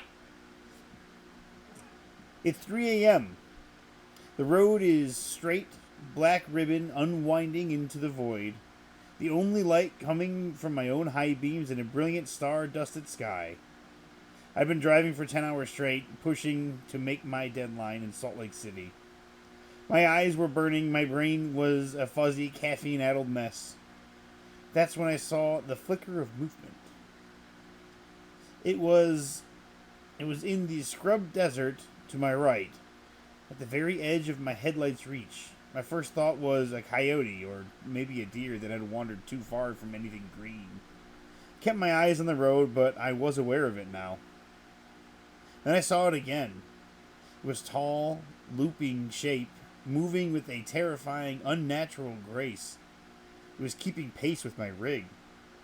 I was doing a steady 65 miles an hour. My blood ran cold. I took my foot off the accelerator, the truck slowing to 60. The shape in the darkness slowed with me, its long, spindly legs pumping with an effortless, fluid motion. My heart started to hammer against my ribs. I pushed the accelerator down, the engine groaning as the truck climbed back to 70. It sped up too, staying perfectly parallel to my cab, a silent, dark greyhound in the night. I couldn't make out any details. It was just a silhouette. It was vaguely humanoid, but too tall and too thin. Its arms were too long, its stride impossibly wide. It ran with a smooth, gliding motion, its feet seemingly to barely touch the ground. This went on for 5 miles, an eternity. Just the roar of my engine and the silent, impossible runner in the dark. My logical mind was scrambling for an explanation. An optical illusion? A strange reflection in my side window. But it was too consistent. Too real. My hand, slick with cold sweat, reached for the CB radio. It was an old habit, a holdover from the time before cell phones. Most of the time the channels were just a hissing static-filled void. But out there, in the dead of night, sometimes you could find another lonely soul to talk to. I keyed the mic, my voice shaky, hoarse whisper. Breaker 19, anyone got a copy out on I-80 eastbound, about 100 miles west of the lake? Static hissed back at me. I was about to give up when a voice crackled through the speaker. It was an old, weary gravelly from a lifetime of cigarettes and truck stop coffee. I got a copy, driver. What's 20? I don't know, I stammered. I think I'm seeing something out here. Something running alongside me. There was a long, heavy pause on the other end of the line. The static hissed and popped. When the old-timer's voice came back, all the weariness was gone, replaced by a cold, sharp urgency. Son, you listen to me, he said, his voice low and serious. You listen to me and do exactly what I say. You see a tall, fast runner out there in the dark? Yeah, I whispered. Okay. You've got a pacer. We call them pacers. Now you're going to follow a few simple rules. You got that? Simple. But you don't break them. Not for anything. What are the rules? Rule number 1, the voice crackled. You do not take your eyes off the road to stare at it. You see it in the peripheral vision, you keep it there. You do not give it your full attention, you understand? Okay, I said, my eyes glued to the white lines on the asphalt in front of me, even as my brain was screaming at me to look to my right. Rule number 2.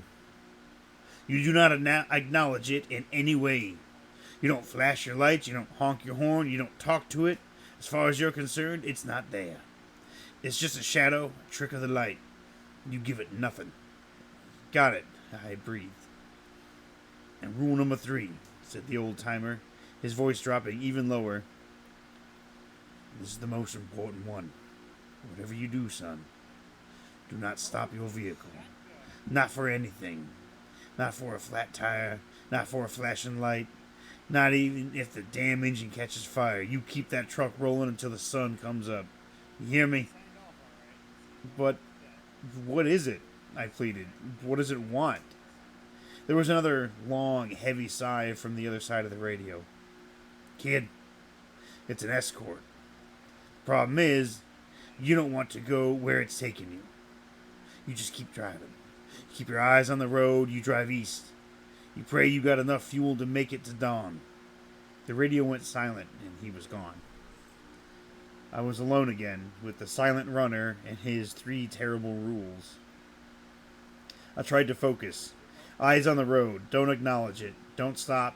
It sounded simple enough, but the presence of it, a constant, looping shadow in the corner of my vision, was a screaming distraction. I glanced down at my GPS, hoping the familiar, comforting sight of the digital map would ground me. But the screen was wrong. The little icon that represented my truck was no longer the clean, straight line of I-80. It was a thin, gray road that wasn't on the map. A road that was veering off into a vast, blank, unlabeled spot on the screen. The GPS was still tracking my speed, my heading, but it was showing me on a road that didn't exist. My heart seized. I looked up ahead. I think they messed up here. Because they have it like, my heart seized, period. I looked up, period, and up ahead. I don't think there was supposed to be that many periods. So my heart seized. I looked up ahead in the distance. I saw them. Faint flickering lights. The lights of a town. It was impossible. I knew the stretch of road like the back of my hand.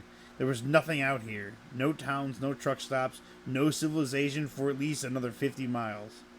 But the lights were there. A warm, inviting glow in the oppressive darkness. And the pacer, still running alongside my truck, subtly, gracefully, lifted one of its long, thin arms and then just gestured. A slow, deliberate point towards an off-ramp that was now materializing out of the darkness ahead. An off-ramp that I knew, with an absolute certainty, was not supposed to be there. The off-ramp led directly towards the ghost town. It was a silent, undeniable command. A polite, but firm invitation to a place I did not want to go. Rule number 3, do not stop. What about turning? The old timer hadn't said anything about turning.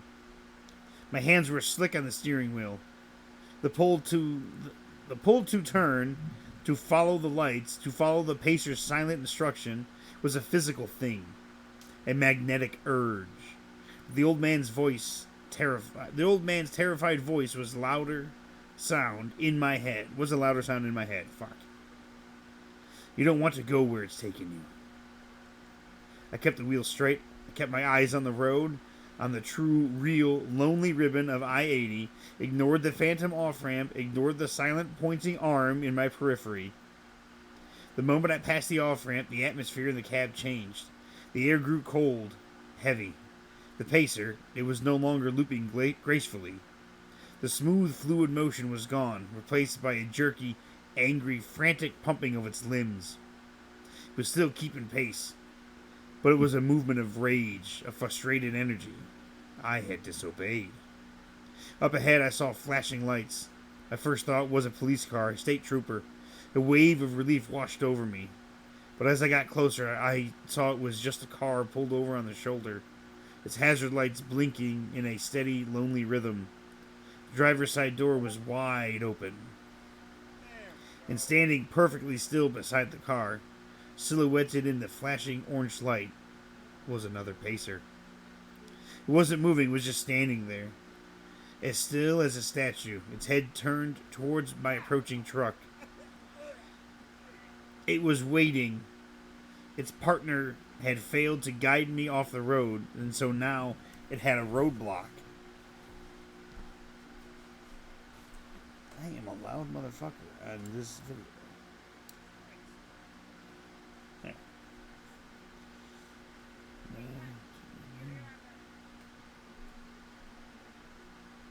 There. Right, okay. Rule number 1, do not stare at it. Rule number 3, do not stop. My foot trembled on the accelerator. Every instinct in my body was screaming at me to slow down, to swerve. But I could hear the old man's voice. I kept the wheel straight. I focused on the space between the stopped car and the white line, a gap that was barely wide enough to fit my rig through.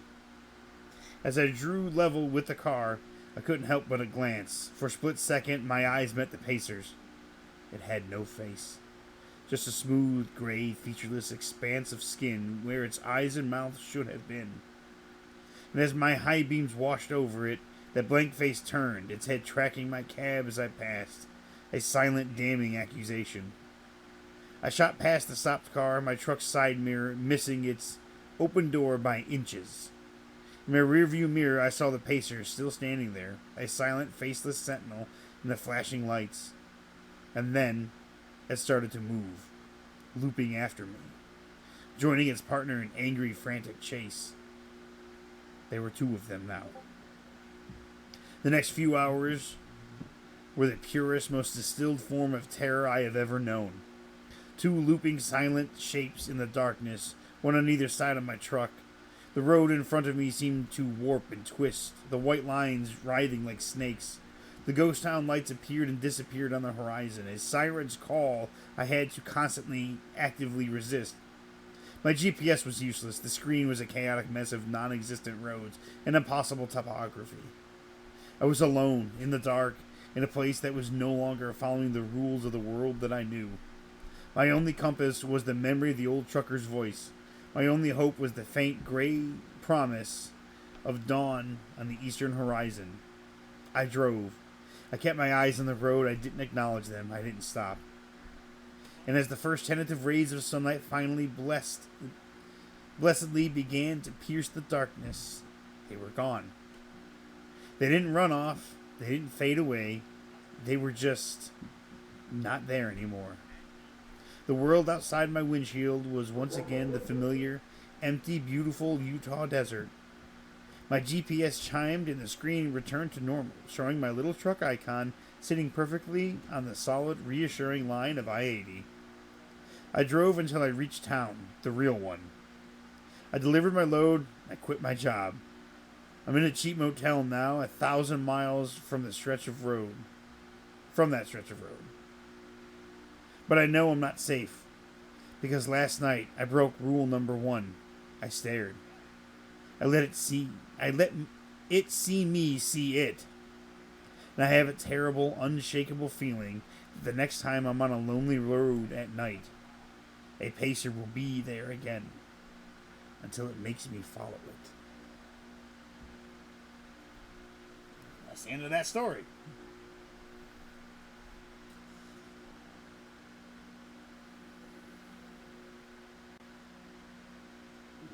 That's too long.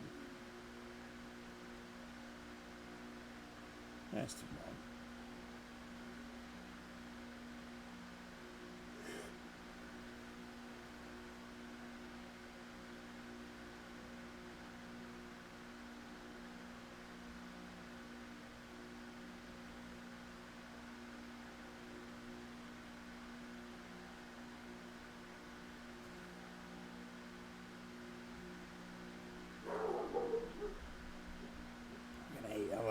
It's 11 o'clock at night. Shut the fuck up.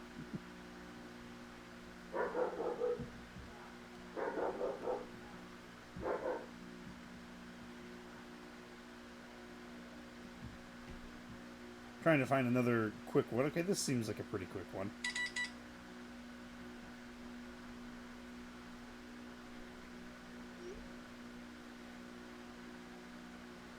Okay, yeah. All right. I'll read this one last one.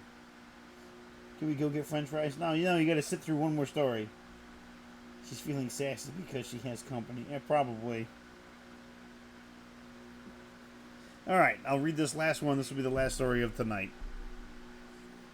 Today, this author's name is Gloxed, Gloxed. Title of the story? Title of the story is Something's Outside My Apartment. I don't know if I'm losing my mind, but I need to write this somewhere before it gets worse. I live in a small 2-bedroom apartment on the edge of town. Not quite the city, but not quite the countryside either.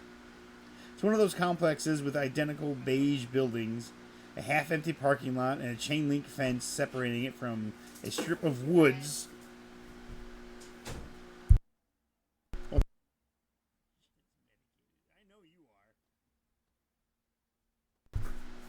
Alabella, hi girl.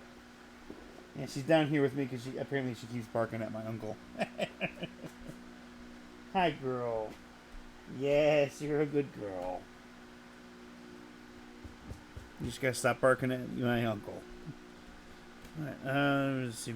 Chain link fence separating it from the strip of woods, and that no one really goes into. The kind of place where people keep to themselves. I've been here for 2 years. It's quiet, which I like, or at least it was. About 3 weeks ago, I started hearing this weird noise outside my window at night. Not just a random noise, it sounded like someone was walking. Not heavy footsteps, but slow dragging ones, like bare feet on pavement. At first, I thought maybe it was one of my neighbors coming home late, or some raccoons going through the trash.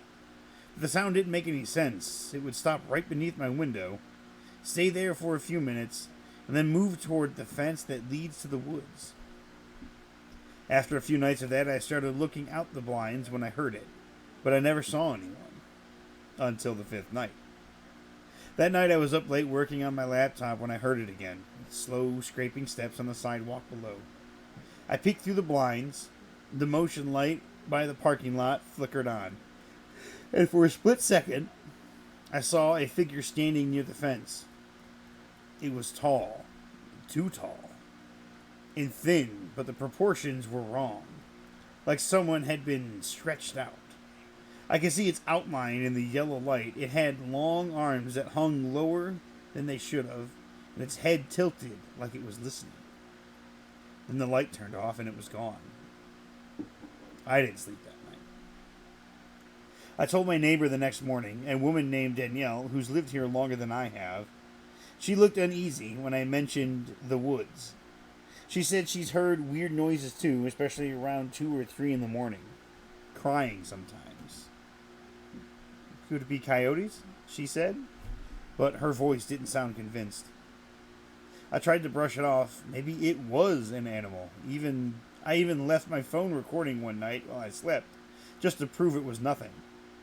When I played it back the next morning, most of it was silence until about 2:17 in the morning. That's when I heard the footsteps, then the sound of someone whispering, really close to the microphone. It was too quiet to make out, but it almost sounded like my name. The next night, I left the phone recording again, but when I checked it in the morning, the file was corrupted. It was just static. Things got worse after that. I found the motion light by the parking lot on when I woke up, even though it was supposed to be turned off automatically. My trash can got knocked over twice. Once, when I stepped outside in the morning, I had noticed what looked like handprints on my window. Not fingerprints, full, flat palms. Too long. The skin had left smudges like it was damp. I tried calling the building manager, but he brushed it off as kids messing around. Then about a week ago, I got home from work and found something sitting outside my door. A dead rabbit. Its body looked twisted, like its neck had been turned completely around. I didn't even touch it. I called maintenance, but when they came by, the body was gone. That night I heard someone knock on my door around midnight. 3 slow knocks. When I looked through the peephole, no one was there, but I could hear breathing. It was deep and uneven, like someone trying to imitate what breathing should sound like. After maybe 30 seconds, it stopped. I didn't sleep again that night either. The next morning, I noticed muddy footprints leading from the front door to the sidewalk. Bare feet, large ones, with toes that looked too long. Danielle moved out 2 days later. She didn't even tell anyone. She just packed up her car and left. I don't know what's happening here. Last night was the worst. It was around 2:30 in the morning. I woke up because I heard something tapping on my bedroom window.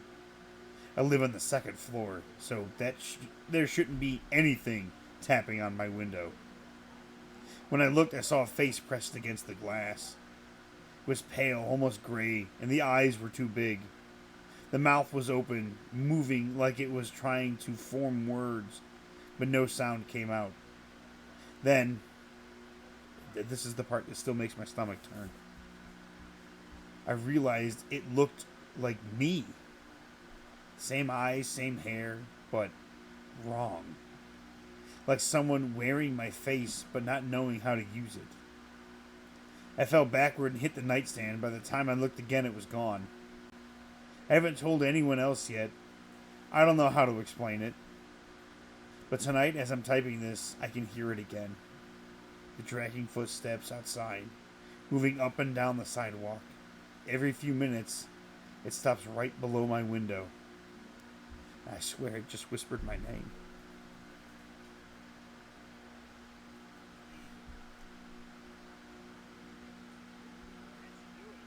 The new favorite thing to Google right now is xenomorphs with googly eyes. Alright, well there's your two stories. I hope you all enjoyed it. That's going to be it for me tonight. I hope to see you all in the next one. Have yourselves a great night.